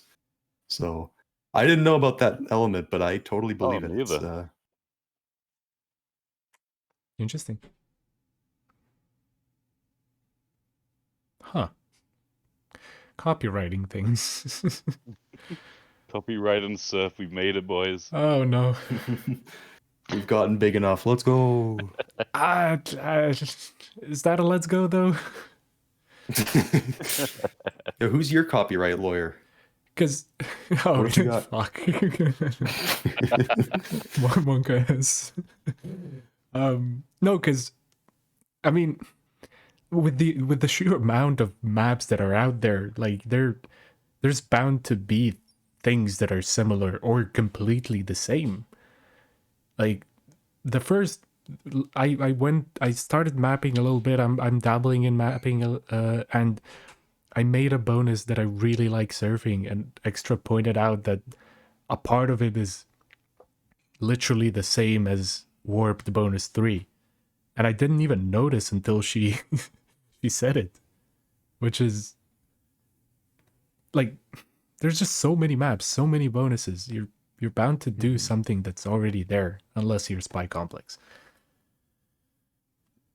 I think personally, the best defense of that is, you know, community self-regulation.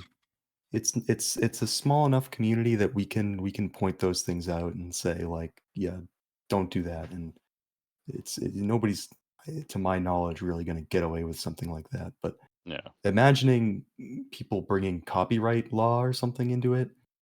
I just did. The plank is copyrighted. Oh no. Oh no. Okay, fine. That means nobody else can use it. Perfect. I agree. That's a copyright I can agree with. I mean, since it is quite a niche community, right? I mean, that does play on people being nice and everything, but why couldn't you just, if I don't know, Extra used something that Spy Complex already used, why couldn't Spy just go up to her and say, "Hey, it's not cool." Like, why would you have to copyright it?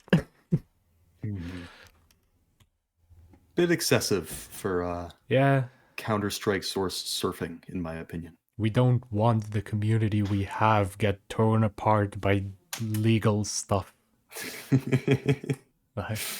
Leave that to the real world. We want to enjoy what we have. Oh, and it was Warped B1, not Warped B3. I'm sorry. Surfing is now a society. It always was, Chromalia. It always was.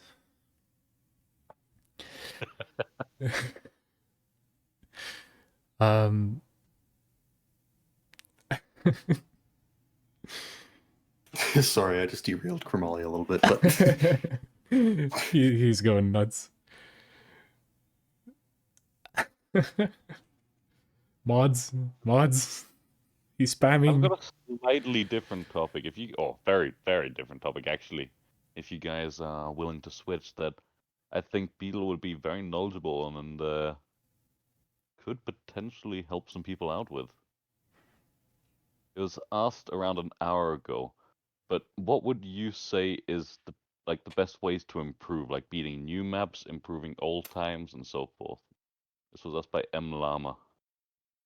in my opinion, the best way to improve at surf is to jump on the public server and whatever map is on, improve your time. And if you don't have a time, try to beat the map. And if you can't beat the map, save lock it. And if you can't save lock it, keep trying. That sounds literally like a game. Just force yourself to this is my perspective on it, to just say play what's on, try to learn what's on, and you'll get exposed because of KSF is a rotation, or any other server. Just hop on and just do your best. That's how I. Sorry, go ahead. I was just saying, I'm just sitting here now imagining a new surf, like tier 1, tier 2 surfer stuck in corruption for 80 minutes. You know what? It might not be fun, but grinding the first 2 ramps of corruption, you're going to learn a little bit. You might not feel like it, but you will, in my opinion. I think it really depends on what you want to improve, because surfing different maps will give you an overall understanding of what surf is.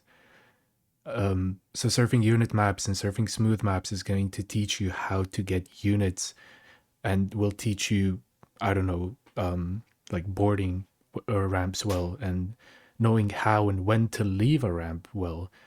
Meanwhile, some techier maps that are going to help you improve your control on what you're doing, like, and just give you a whole different perspective of surf, because it's really not that linear. There's a lot of different stuff. But if you want to dive into surf extremely, like if you want to dive in a lot, you will go onto, let's say, simpler maps, tier 1 maps, and try to improve the little things and get that, I don't know, even if it's a 0.01 improve, you will do something different that is going to teach you a completely different, it's going to give you a completely different angle on what you have been doing wrong or what you have been doing well, and improving that. Mm-hmm. Yeah, I think and to your point, that's why I kind of say just play whatever's on, because the rotation will force you to be exposed to units and techie and Maxwell and blah blah blah.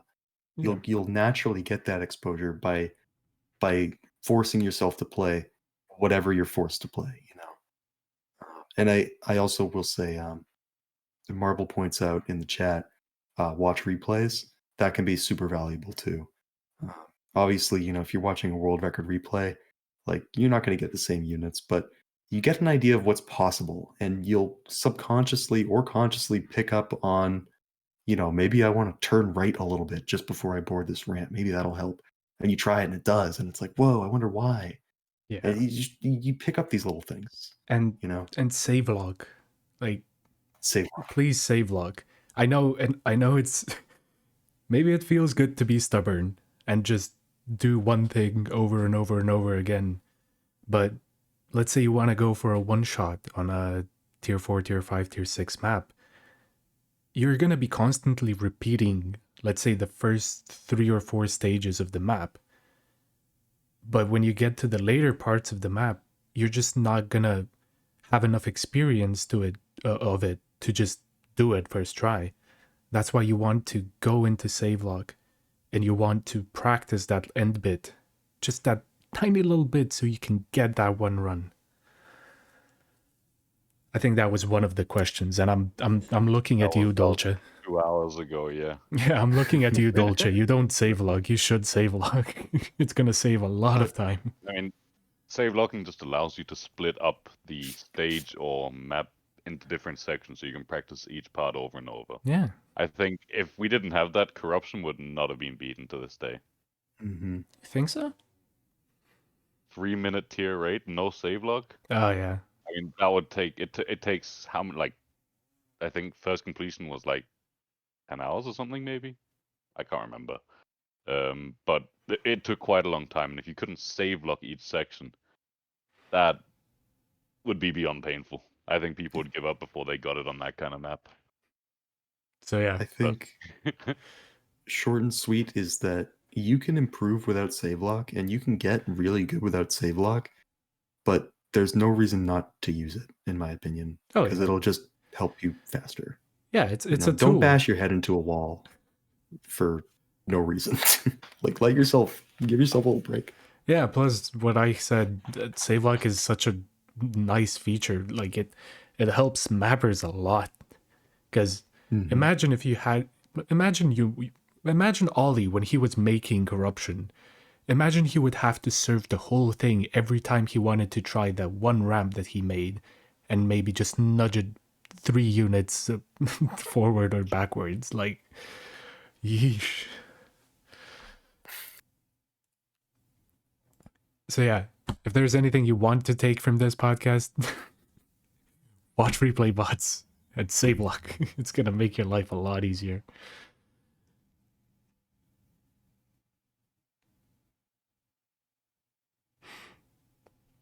But yeah, as Juxtapo just said, so many maps are poorly made as a result of save log. That's true, because if you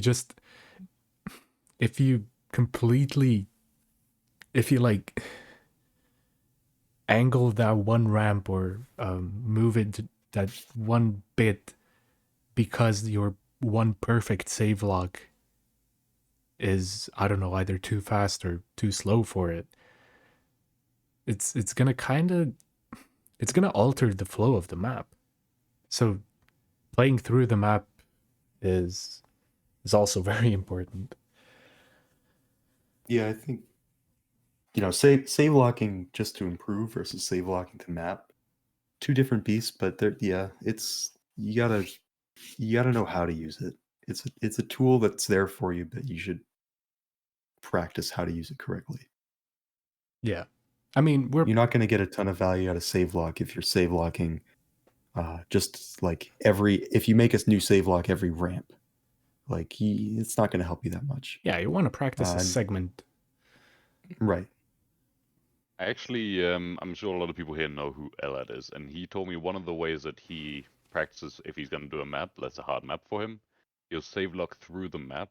And then when he reaches the end, he'll start going one save log back and having to go to the end from there, basically. Yeah, that's what I do as well. Have to surf more and more. I haven't done that personally myself, but I can definitely see the value in doing that.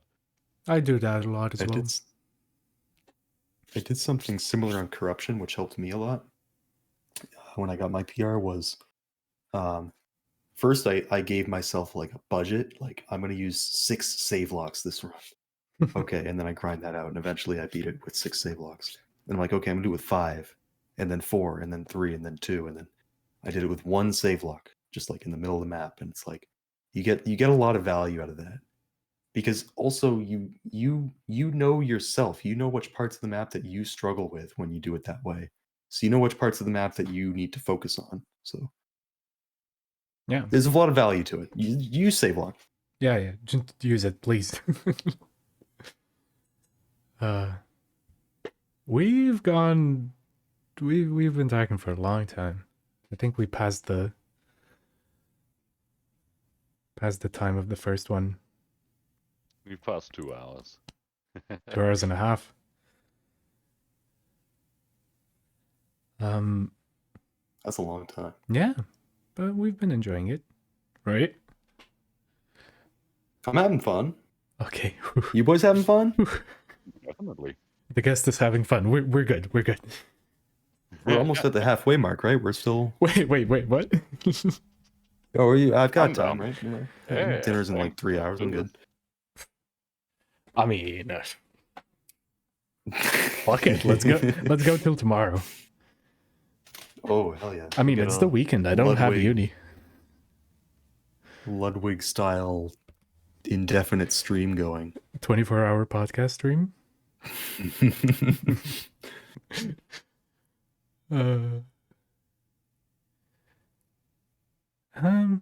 I mean, I don't know. Dragging it out was. It's gonna feel like we're just gonna be dragging it out. I mean, Beetle, do you have anything you want to talk about? Like anything specific? Nothing comes to mind. You know what? This isn't something to talk about, but I will say it now while I have a chance. Thanks for having me on. Oh yeah. I don't think I said that. Thanks for having me on. Thank you so much for coming. This is really fun. Thank you so much for coming. I mean, people wanted you on, and It's very flattering. Oh wait, health problems. Ooh, Do stretches. yeah, stretch. Yeah. I've been surfing for 8 years. Well, I surfed a lot, and then that was 8 years ago. So I got some shoulder and wrist and arm problems from surfing. Do stretches, seriously. Look up, bicep tendonitis, shoulder tendonitis, carpal tunnel, and just pick some stretches from those kinds of things and do them daily. And I cannot tell you enough how much it helps. Especially do it before you get problems. If you're somebody that's grinding surf and you're really trying to improve and you're grinding hours and hours a day, do this stuff before problems start. It just makes it that much easier. Yeah, and don't neglect your posture. Yes. People will Sitting feel wrist issues and arm issues because you surf with your whole arm and everything, but when you're in the zone and when you've been surfing for hours and hours and hours, you're gonna forget how you're sitting, and it can affect you greatly. And I think I could say it. I think you, Beetle, have probably one of the best postures, apart from Me? Flux. Oh, thanks. Lately, I've been going hard. I'm a posture pro now. Got my chair all set up nice, back straight, right height. Feeling good. Yeah. I mean, I said that your posture is good because I've seen your posture. There's a lot of surfers that stream without face cams, so it's hard to tell and hard to see. But don't let it ruin you. It's at the end of the day, it's just a game. Be mindful of your health. You're But important. one of the best games out there. Facts. So why have you been doing so many raids then, huh? And not surf with me? Huh? Me? Yeah. I surf all the time, dude. I surf every day for hours. What do you mean? I'm just stirring up. I want some beef. It's been boring. Oh, you guys want to start beef? Oh no. Oh, what do we got? What do we got? It's about to go down. Yeah. Just manufacture, make up some fake drama that happened on the podcast. Delete the VOD. Get some rumors going around. Like, yeah, I heard Yeah. Kramalia. Beetle said some awful things to Benowy. Kramalia, your nose is stupid. Ronin. Ouch. Whoa.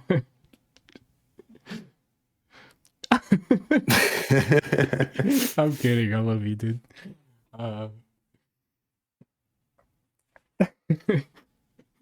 But yeah, the one thing that has helped me a bit, because I have back problems. Had surgery once, and like I'm trying to be as mindful of it as I can, and finding a comfortable way to sit is probably the most important thing. And what I found comfortable for me is I sit cross-legged because I have a big chair, and that just kind of forces me to lean back a little bit. Have you ever tried that? I sit cross-legged all the time. I just got a new chair and it barely fits me, but I'm still doing it, jabbing all the way into my leg. But yeah, that's it's like cozy. I need a new chair, and that's the one requirement. It has to be big enough for my butt and legs to sit cross-legged on. Go for Secret Lab. They make some damn nice and big chairs. Is that Which the money do you gamer think I chair have? company, am I thinking of? Yeah. Yeah, it is. Secret Lab. Oh, these things. They are that's kinda fantastic. cozy. I've got one of them. I'm just currently leaning back. You can lay down on these. I've slept in mine a few times as well. They are phenomenal. Never really People here slept. recommending a Herman Miller. No, absolutely not. I'm here to, you know what? My purposes on this podcast is to talk trash about Herman Miller. Not a fan. Ooh, and why Not is for that? me. I don't know. My father brought home some Herman Millers from his old office, and these are like really nice chairs. They're like $1,300 or something. Like these are for people that are playing on Excel. They're on Excel for 8 hours a day, working 9 to 5s, making hundreds of thousands. Anyway, really nice chairs. So he stole them from the office. Anyway, I hate them. They're so uncomfortable. They're so like bony. They jab into me like ew. Oh, is it one of the ones which have like a mesh like bottom and back? Yeah. Like the mesh part is great, but the whole rim is like Anyway, Ronan, I'm sorry, but you have an anti-Herman Miller stream now. So I've killed your Herman Miller sponsorship chances. You know what?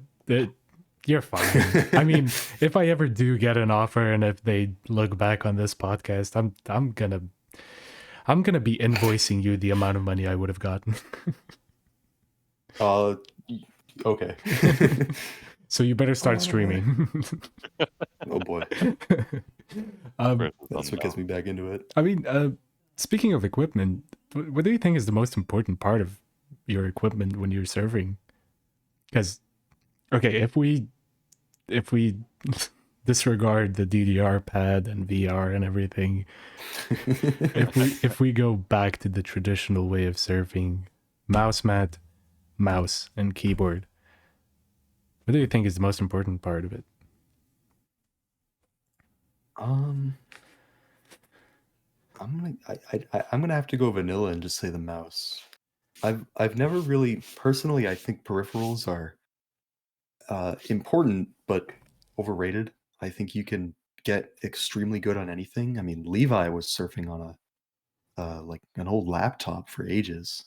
Won a Admittedly, that's tournament not with it. peripherals, but yeah, like peripherals can help and they can make you more comfortable, but I don't think they're super necessary. So I'll go with the mouse and maybe the mouse pad.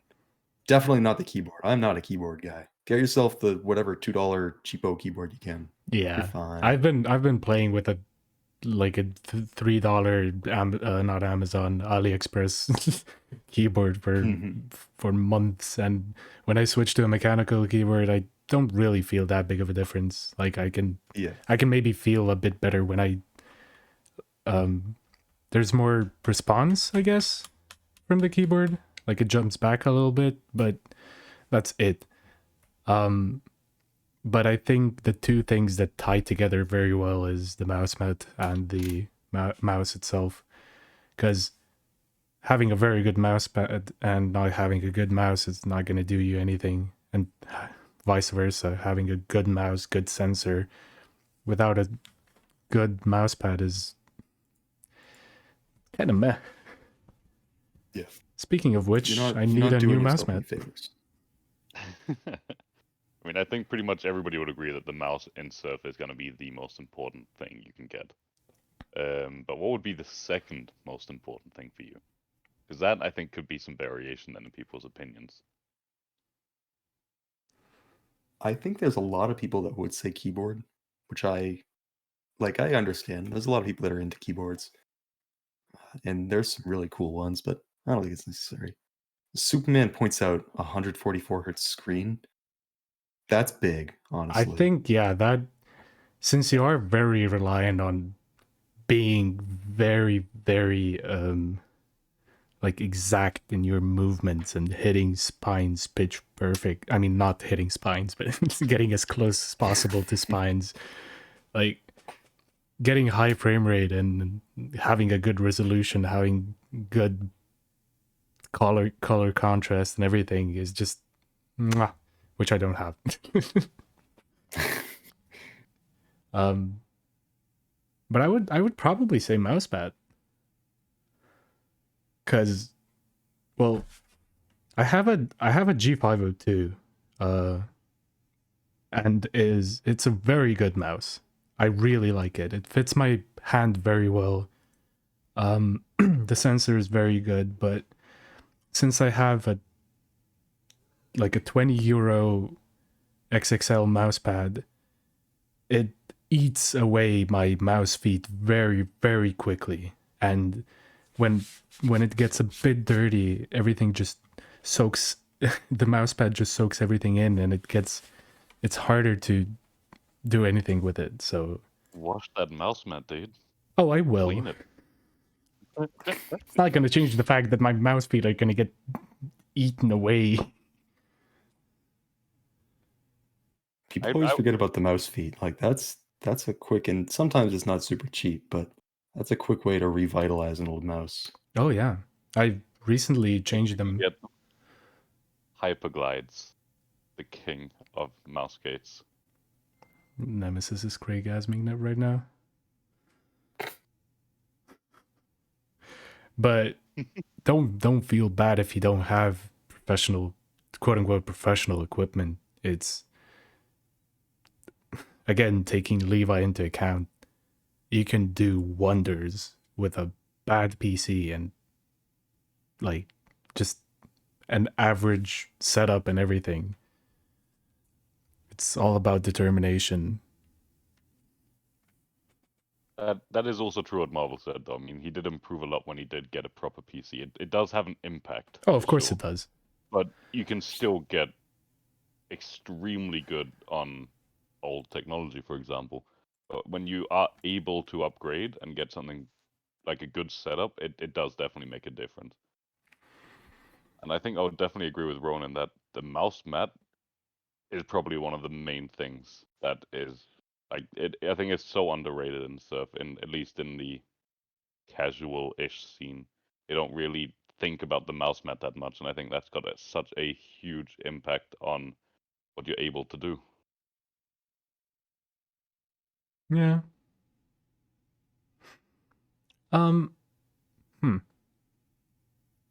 Actually, I don't want to say that. Oh yeah, RGB lights are very, very important. If you don't have RGBs, if you don't have RGB, you shouldn't surf, please. Of crap, I guess I'm quitting. I don't have much RGB here. Yeah, Lucky. come on. Please. Let's work on you that. guys later. We need a new host to take over for me because I'm out. Unlucky. The red RGBs are for speed, blue is for cooling, and green is for energy efficiency. I mean, my main so get yourself monitor, a healthy mix. My main monitor does have like a red light underneath it, kind of thing. It's one of the Asus ones. My mouse is a green light. My keyboard is a rainbow light. That's about it. Is that enough RGB to keep surfing? We'll allow it. Do you have any lights for in your now. PC? Okay, thank God. A white light. I disabled all the others. Might be a problem there, bucko. I don't really look at my PC. It's literally by my feet. It doesn't matter. It increases your game performance. I thought you were a gamer. God damn it. Shit. I'm sorry, guys. Where's the no RGB cult at? We need some backlash for this. Need some fight back. That was me a couple months ago, and I got my new computer. It has RGB all over it, and I've been too lazy to turn it off. So no, my room glows like a Christmas tree now. It's crazy, I've noticed I've gotten so much better at video games since I added this RGB. Have you? No. At the end of the day, it's just lights. I mean, the only light that is like that actually has some functionality to it is RGB, or not even RGB, just lights it in the back of your keyboard. Because if you're like me and you play surf or do anything at night without any lights, it's good to have something to illuminate your keyboard.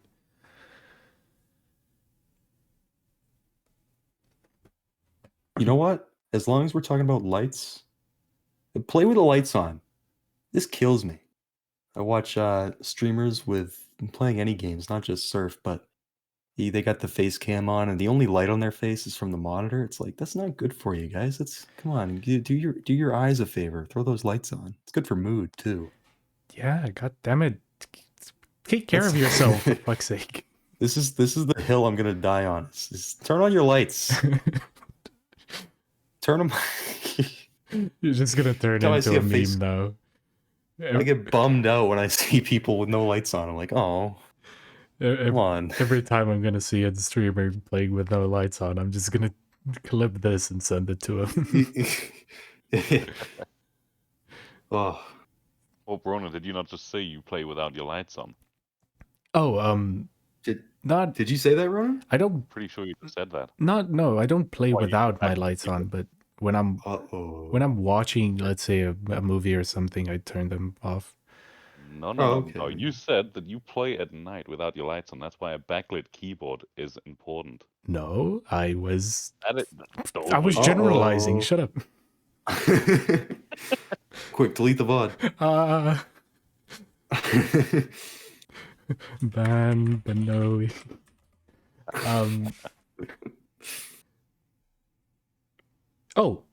Fuck. Maybe a bit late, but please take a sip of water. Hydrate yourself.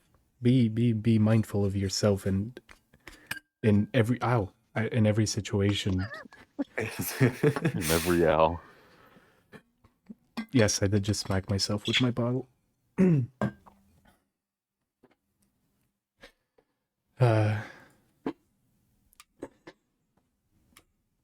you guys have anything you want to talk about? Or should we wrap it up slowly? We can do some speedrunning through the questions if there's no main topic. We've got 35 questions. We can see if we can speedrun this and see what we can do. Let's keep a selection. Because the question that Nemesis put, can Beetle do a kickflip or is he a poser, I don't think is relevant to the conversation. Poser. He's a poser. Wait, you can't do a kickflip? What the fuck? I know. I gotta get back skating. God damn it! I can heel flip. Well, I can almost heel flip. Wait, you almost isn't heel flipping like a lot harder? Some people think it is. I don't know why. I cannot even get close to doing a kickflip. Huh. But I can do every part of a heel flip except just putting my stupid feet on the board. Huh. Anyway, what were we talking about? Skating? Yeah, okay, let's just go through these. Beetle, who do you think is the best surfer of all time? That's probably a hard question. That's a hard one to speed run. Okay, I'm picking 4.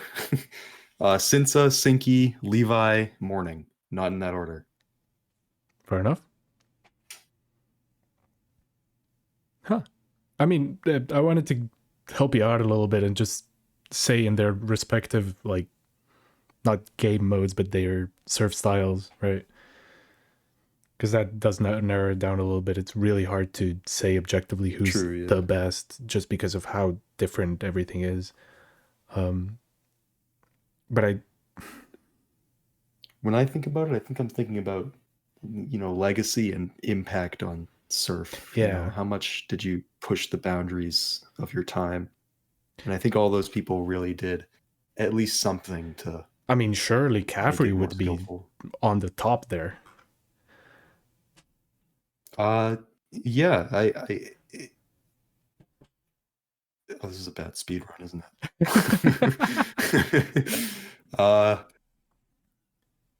I'd have to think about it. You know what? Let me think about it. I mean, yeah, because just because of the whole just because of the whole going quote unquote mainstream thing, like Caffrey and Levi getting invited to ESL. I mean, it wasn't necessarily their move. The ESL made their move to them in a way, but still, like,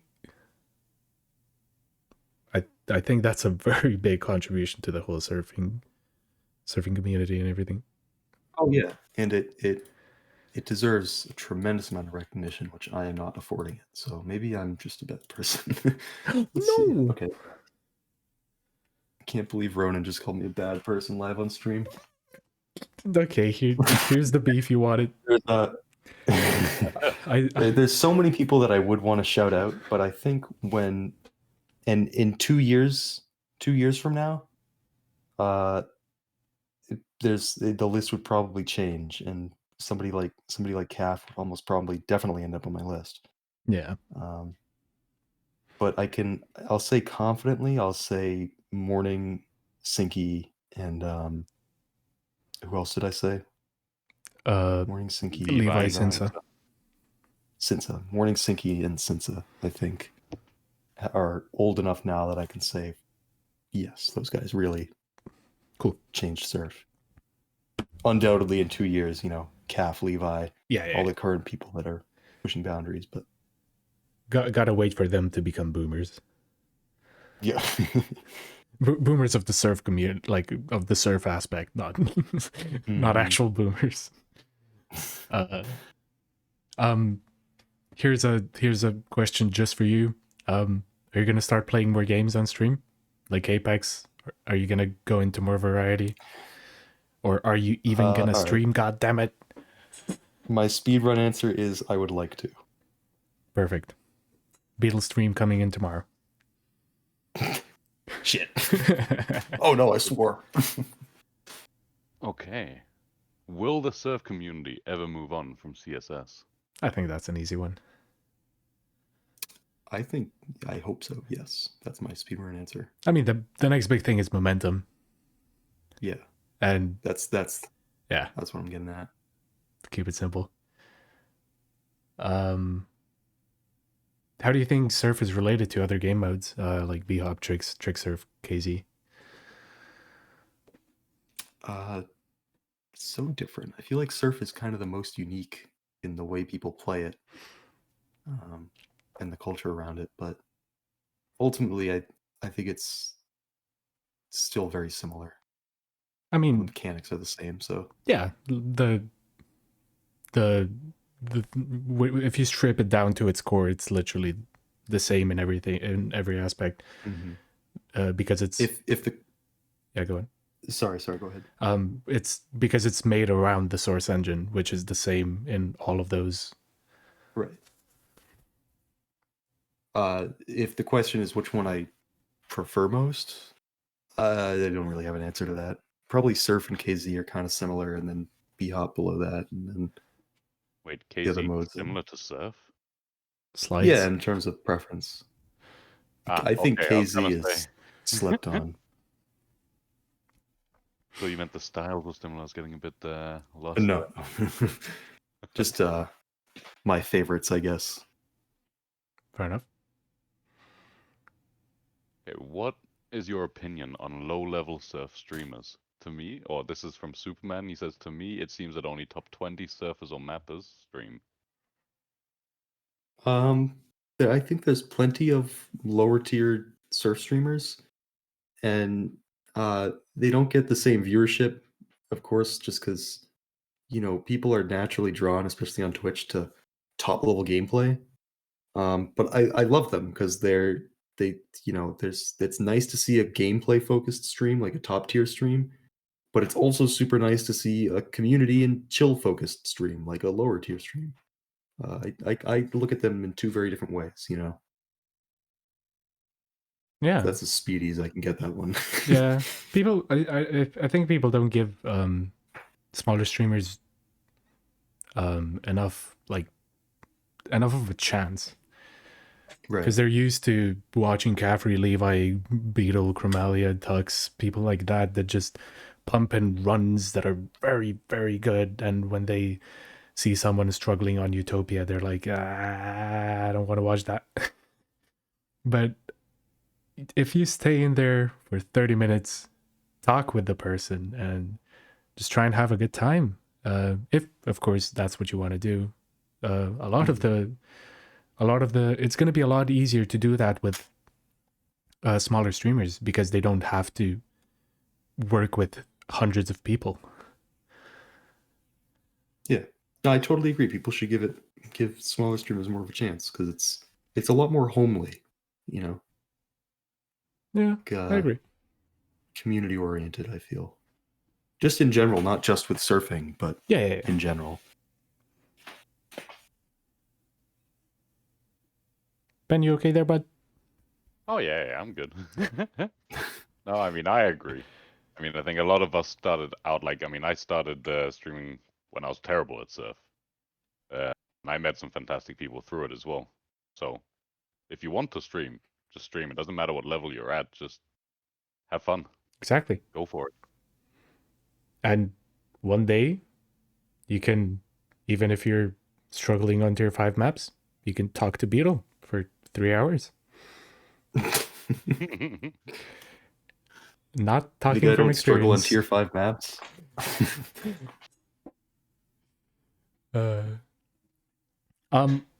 Opinion on points for top 10 stage and bonus times?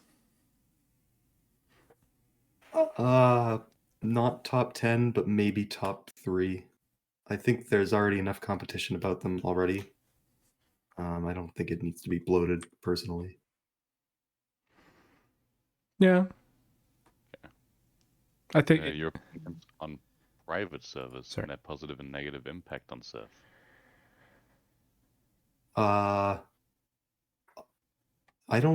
think it's kind of overblown. I think private servers are not a good thing for the health of the game, especially at the price point that they're at. But I think that they're not nearly as damaging as some people seem to think they are. I think they're relatively fine.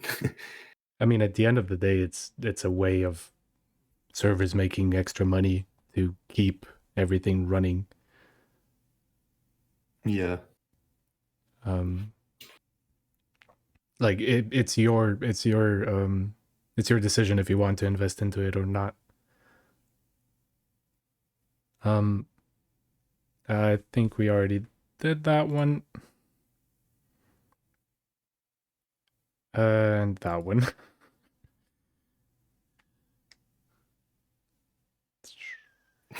We've more or less done that one. Yeah, and that. Levi's in the chat. We had not done that one. Which one? Levi's in the chat and says any Levi stuff. Yeah, House Gamer's right. All of it. All of it. The one you just clicked away there. What's your opinion on how do you say it? Like paid for maps, getting maps paid, like paying for somebody to make a map. Commissioned maps? That's the word, Jesus. Oh, sorry. Was that a hard X question? That was a hard It X was a question. hard X question, yeah. I see no problem with it. I think it's kind of cool, if anything, to get some recognition from somebody that's willing to pay. Hard X. Like Levi just woke up. Good morning, Levi. I'm guessing Hard X is referring to Surf Summer, which I still think was one of the coolest events in Surf, to have Fnatic being involved with Surf monetarily. So okay, cool. Hard X, I'm gonna give you a tenner. Make me a map. Hard X doesn't get out of bed for less than 5K. What do you think I would get for a tenner? A ramp too? Yeah, I'll make you something for $10. It won't be any good. Just copy over Modern before, change the textures around a bit. Yeah, tweak the color scheme a little bit or something. Yeah, make the ramps closer together so it's not a B4, and just upload it as a B2.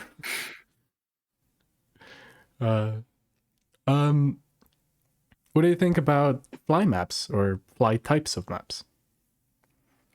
They're super cool. I haven't played much of them, but it was really cool to watch Troffle back in the day. He grinded a few on stream. Yeah, I don't know. I haven't played them. They're cool. B-Hop in general is cool. It's kind of slept on. If you could delete any map from KSF, what would it be? Ooh.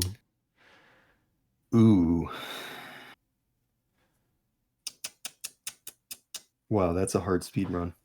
That's a very hard speed run.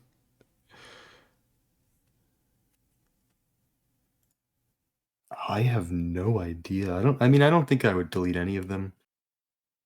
I might delete some bonuses. Like I was saying, you know what? I'll just say Tronia. I'll say Tronia. Oh, Levi would delete Park Color. How does that make you feel? Levi's trolling, dude. I'd be mad. Uh, I'll say Tronia. Because the map is kind of neat, but those bonuses get my goat. So you would like to delete the bonuses of Tronia? Yeah. Marble, it's fine. The map is safe. It's just the bonuses. I don't know how I should phrase this one. So Superman said, "What's the perfect song for your favorite map?" And I have a little list of songs that I would love to put to a Surf video at some point, but it's also like 3 years old, so hold on, let me pull this up. Surf music. That's Further by Autiker. I can't link it in chat, can I? Because Nightbot will destroy me. Give me a sec. Let's go. Okay, link it. Thank you. Further by Autiker. I think that would be a very nice song for a longer Surf video. Check it out. I mean, it really depends on the type of Surf map depends on the type of the map. Because if it's something like Shronic, you're not gonna put something very mellow and lo-fi-ish. Yeah, it really depends on the map. When Maxwell vid? Ooh. Don't get your hopes up. Hear that, Danger? Speedrun. I'd love to make it. I would love to make it, but motivation is scarce. Sorry. Yeah, I feel it. Poor Danger. Opinions on Surf tournaments and their format.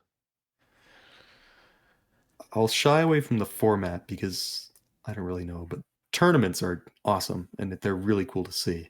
And it was fun to participate in that one that I did, and I played against Chromalia, and Chromalia crushed me in the first round.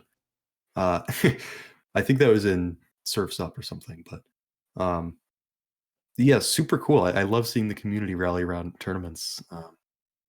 It's really exciting. Format, I don't know. I don't think there's really a good way to do it. So whatever people can figure out, cool. It's very hard to do it, quote unquote, Yeah. correctly, because yeah, it's it's hard. It's very hard. Yeah. But I think they're great. They bring very good like exposure to the whole community and everything. Oh, for sure. Question for Beetleson. Will there be another appearance of you on TOTH? I don't know. I'd love to go back on Tip of the Hats. I wasn't there last year either because they didn't invite. No, they didn't have it last year because of COVID. But it comes down to whenever they're setting it up next time. If they're doing it this year, if they invite me, I don't know. I'd love to. That's a really good event. Tip of the Hats. It's for charity every September. I don't know. Question for top surfers or even the podcast: how do you get into the mindset of constantly going for 8 world records to keep rank 1? Oh, I wouldn't know. I've never grinded for points on KSF, but I'll say what I said before, which is I think you just gotta want it. It's got to be something that you like to do. You know. Yeah, don't push yourself. Grinding maps. Yeah. Take breaks. It comes down to if you're playing surf or if you're playing any video game and you're thinking like, why am I doing this? It's not worth it. It's a little deeper than that, but you know what I mean. Yeah. Why am I a noob? Tell it to me straight.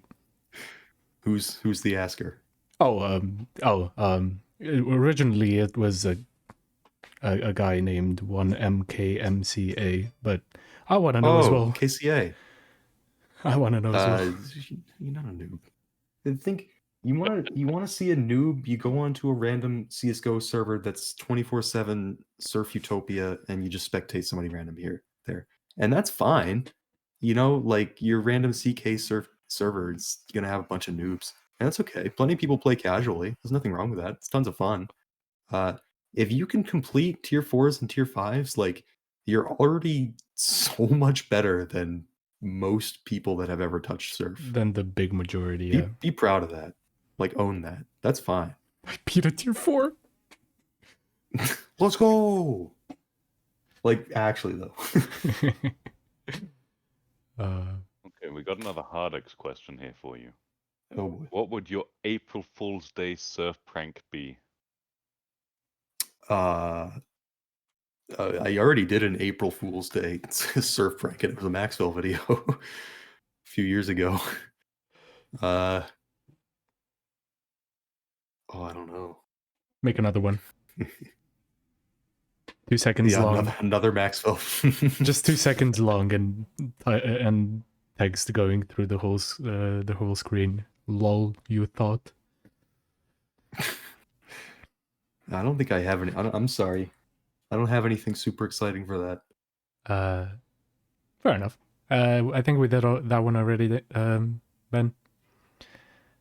Yeah, more or less. Oh, go on. Yeah, go for it.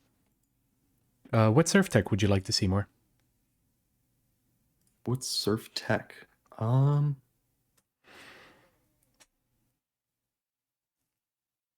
Maybe B-hops in surf maps, like auto B-hops, and not like slanted B-hops or like crazy, you know, weird ones.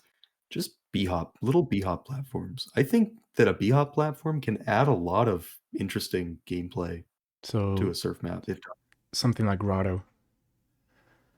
Yes, yeah, Grotto had a bunch that I was like really, they were super fun to me. Yeah, I really like the concept of that map and how it incorporated the B-hops into it, and it fit very well. Like it's one of those things that you have to be careful about the way you use them. You know, if you can't just throw B-hops into a map, but if you use them right, in my opinion, It's some of the most satisfying gameplay in Surf is to hit a nice B-hop onto a ramp or something. Yeah, I agree. What do you think about maps that have no designated routes or routes, like surf_skill Or Egypt. or Egypt? And would you want something new? Really cool concept. But I personally don't really care much for them. I think it's cooler as like a, hey, check this out, and you show it to somebody that's never surfed before. I think it's cooler in that sense than it is to actually surf it. Because when you're actually surfing it, you make your own route and you figure out the fastest route. It's like, well, then you kind of lose the rest of the map anyway. Yeah. But also probably challenging for the mapper. Make multiple routes. Yeah, recently I've seen a B-hop map that did that very, very well. Sully has been playing it. I forgot the name of it though.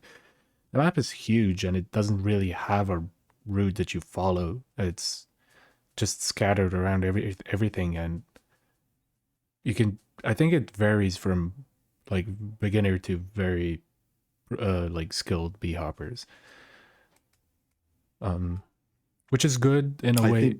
Which is good in a way that it caters to everyone, but it gets kind of awkward when it comes to actually speedrunning it, because the end route is gonna be the same. True. I think there's a lot of merit to it in B-hop or KZ or something, but surfing of those I feel like is more limited in what kind of routes you can allow. So Yeah.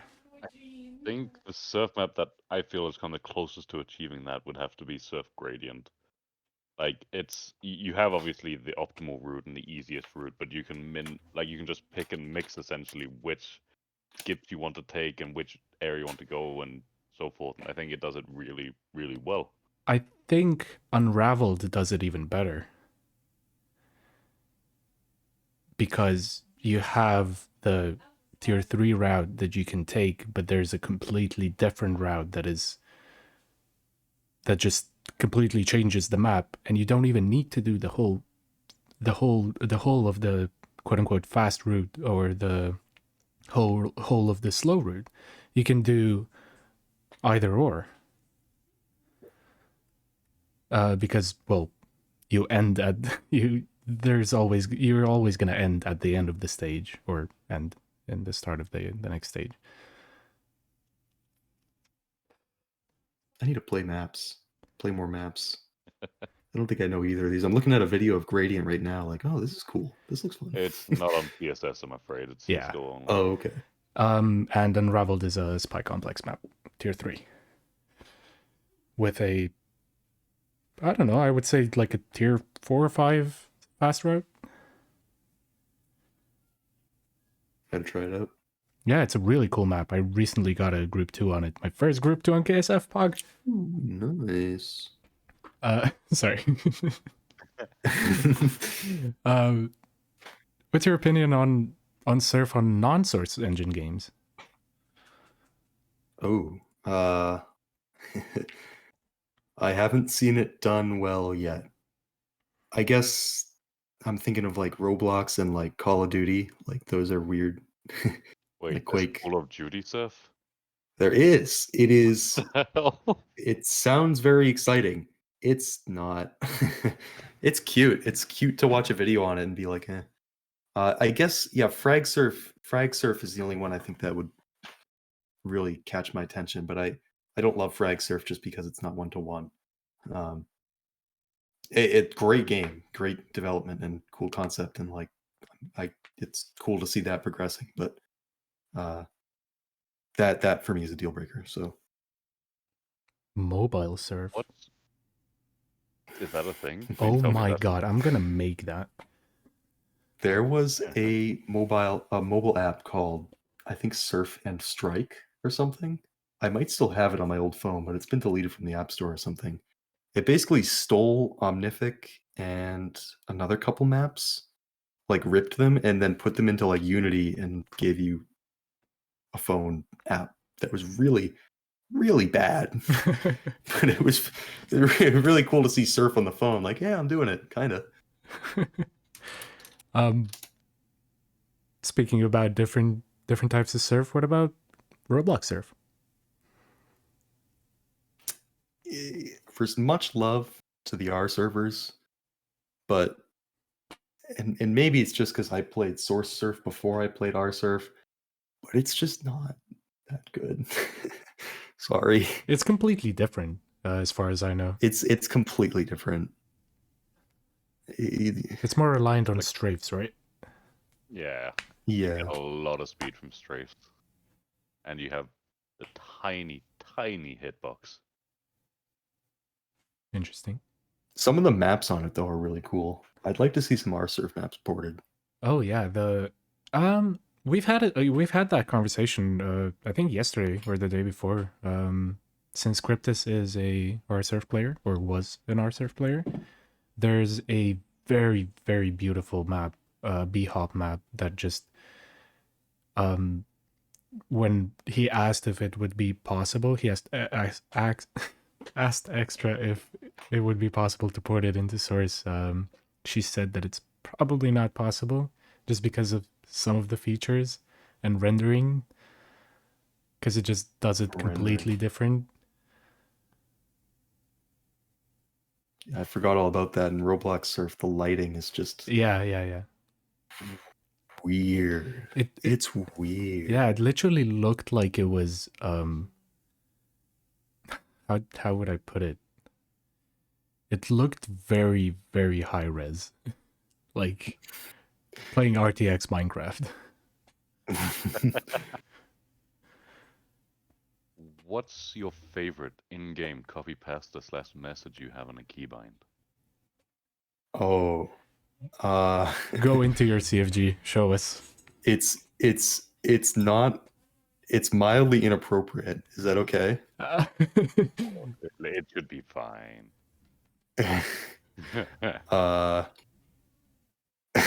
Post it in chat. Okay, well, okay.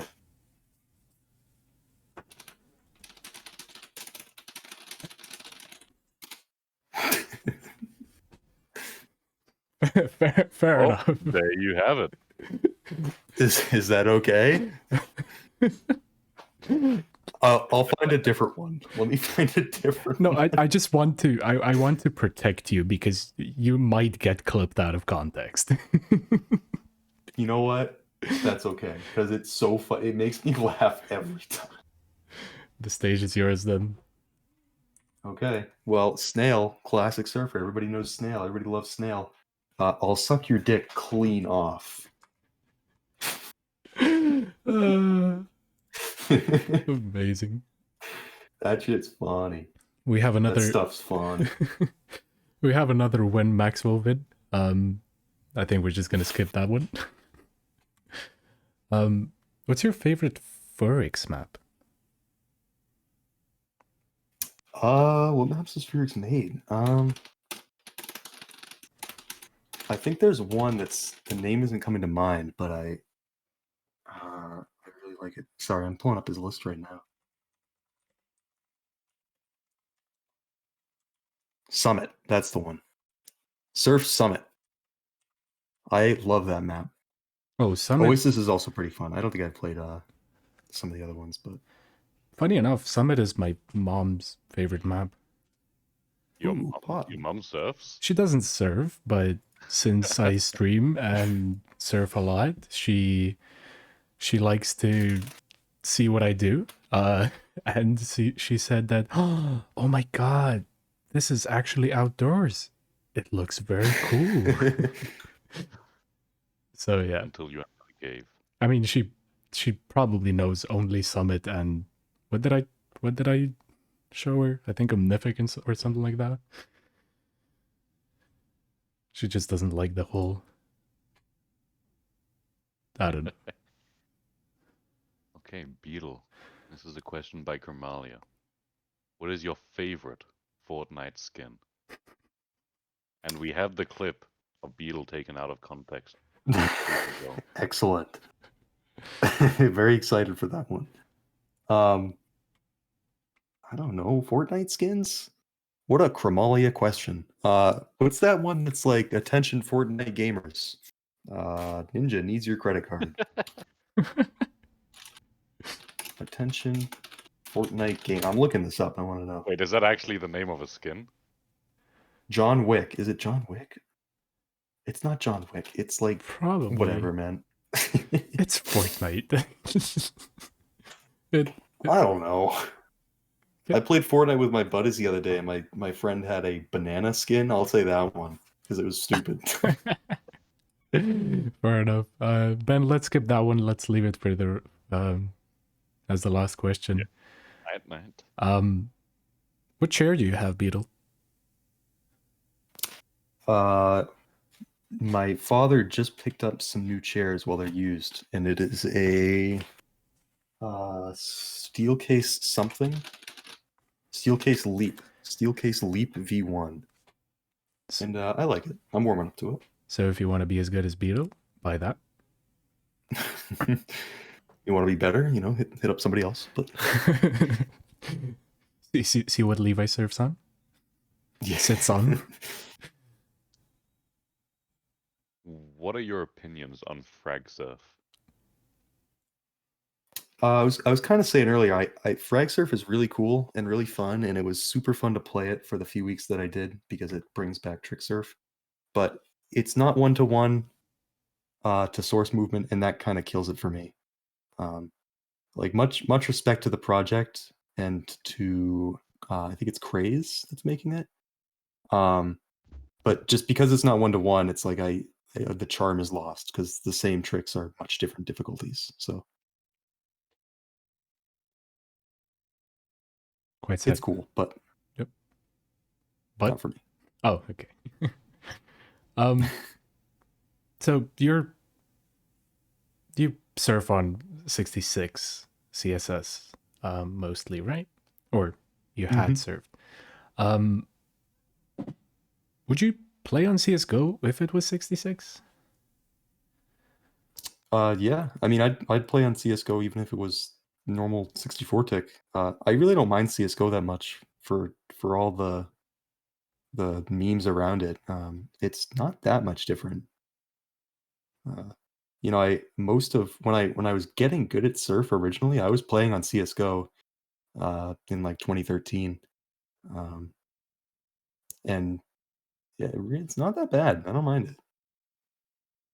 Definitely different, but I think the tick rate is the least of your problems. If you try to switch, if you try to switch from CSS to CS:GO, I don't think the tick rate is going to be that big of a problem. I think the bigger models and it just has a different feel to it that you have to get used to. Plenty of differences, but if the competition was on CS:GO and I was still competing, I'd go to CS:GO. I wouldn't be too upset. Fair enough. Okay, this one, I'm not quite sure how he wanted this worded, but he says, removing drops from future stage maps, it kind of removes getting fast stages because you have to moon to get drops instead of just hitting spawn on next stage. So I'm assuming that's, do you think future maps, stage maps should have drops removed or not? Or what? Yes. Yeah. What's your opinion on drops? Yeah. In a word, I think drops should not exist at all. I think it's I would even love to see drops removed from old maps. I don't like the meta that comes out of them. I think it's kind of uninteresting. And I get very excited when I see a new map that has the same drop no matter what. Interesting. Yeah. Even in like Momentum, I would be an advocate for changing it so that maps have the same drops everywhere. This was asked what drops are. So when you teleport or when you enter the end of the stage, and when it teleports you to the start of the next stage, if drops aren't fixed, if you go into the end of the stage with downwards in a downwards angle, it's gonna literally like push you into the ground. But if the drop is fixed, it doesn't matter how you enter the end zone of the stage. You will always start at the same height, I guess. I think I explained that okay. Oh, that makes sense. It's like it's counterintuitive sometimes on staged maps where the idea of surfing is to go as fast as possible, but drops a lot of times mean you have to take a route that's way slower, which to me is a deal breaker. I don't know. For me, I feel like drops are just one of those, like just another thing you have to worry about when you're going for a fast time. And I think it's for me. I think it's cool to see that the route changes depending on if you're going for a WR or a WRCP, because when going for a WRCP, you're not gonna look for drops, right? Mm-hmm. Yeah, I think there's merit to it. It's just for me, it's always been like I'd rather not, Yeah, fair enough.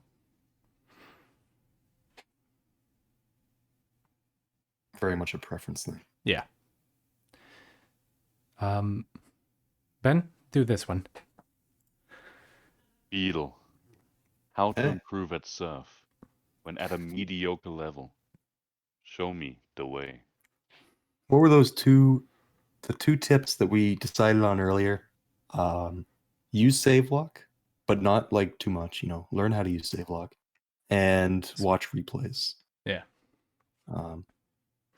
And my other part is play whatever map is on and just do your best on it. Even if you can't beat it, even if you can't beat your own time on it, just do your best on it.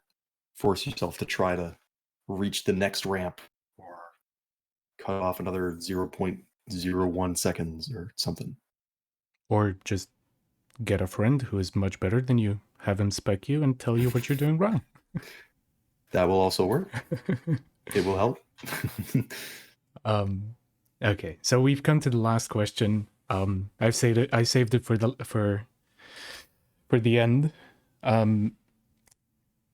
Who would you, Beetle, like to see on the next episode? Well, I don't know. There's a million people. I think logically, one of the more active current surfers like Levi or Calf or Tux or Louie, I think those would make the most sense, and those would be really interesting to watch and listen to. But I'd also want to shout out, old school surfers that aren't as active but still have a lot of really interesting insight. People like Morning and QR, and not that System is super old school, but System and Cypho, and I don't know. Or you could just have all of those people on at the same time. That could be fun. That would be a nightmare. Yeah, I don't know. I'm just interested to hear people talk about surf, and I'm really grateful to have had the chance to talk about it myself. Yeah, I think having you on has been was that little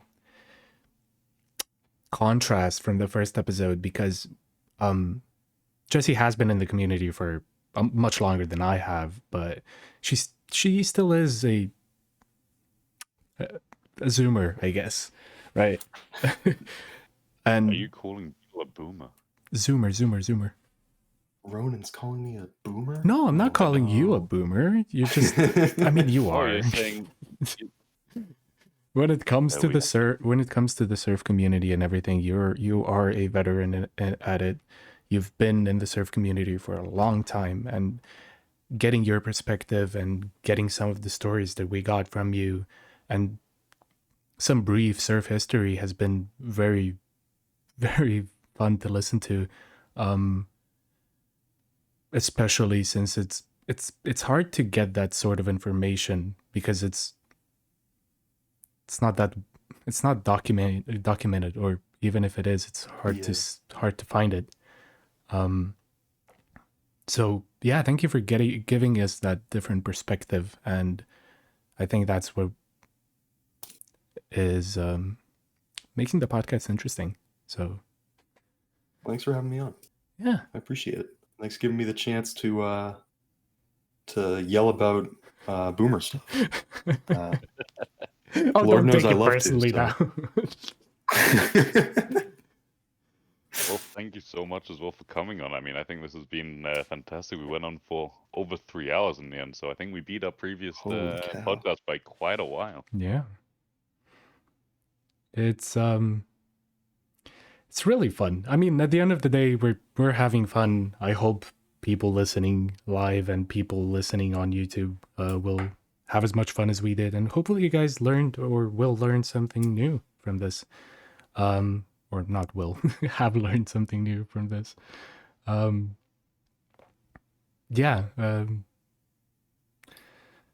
Think it's been a very good session. Thank you so much, Beetle. Thank you. Thank you.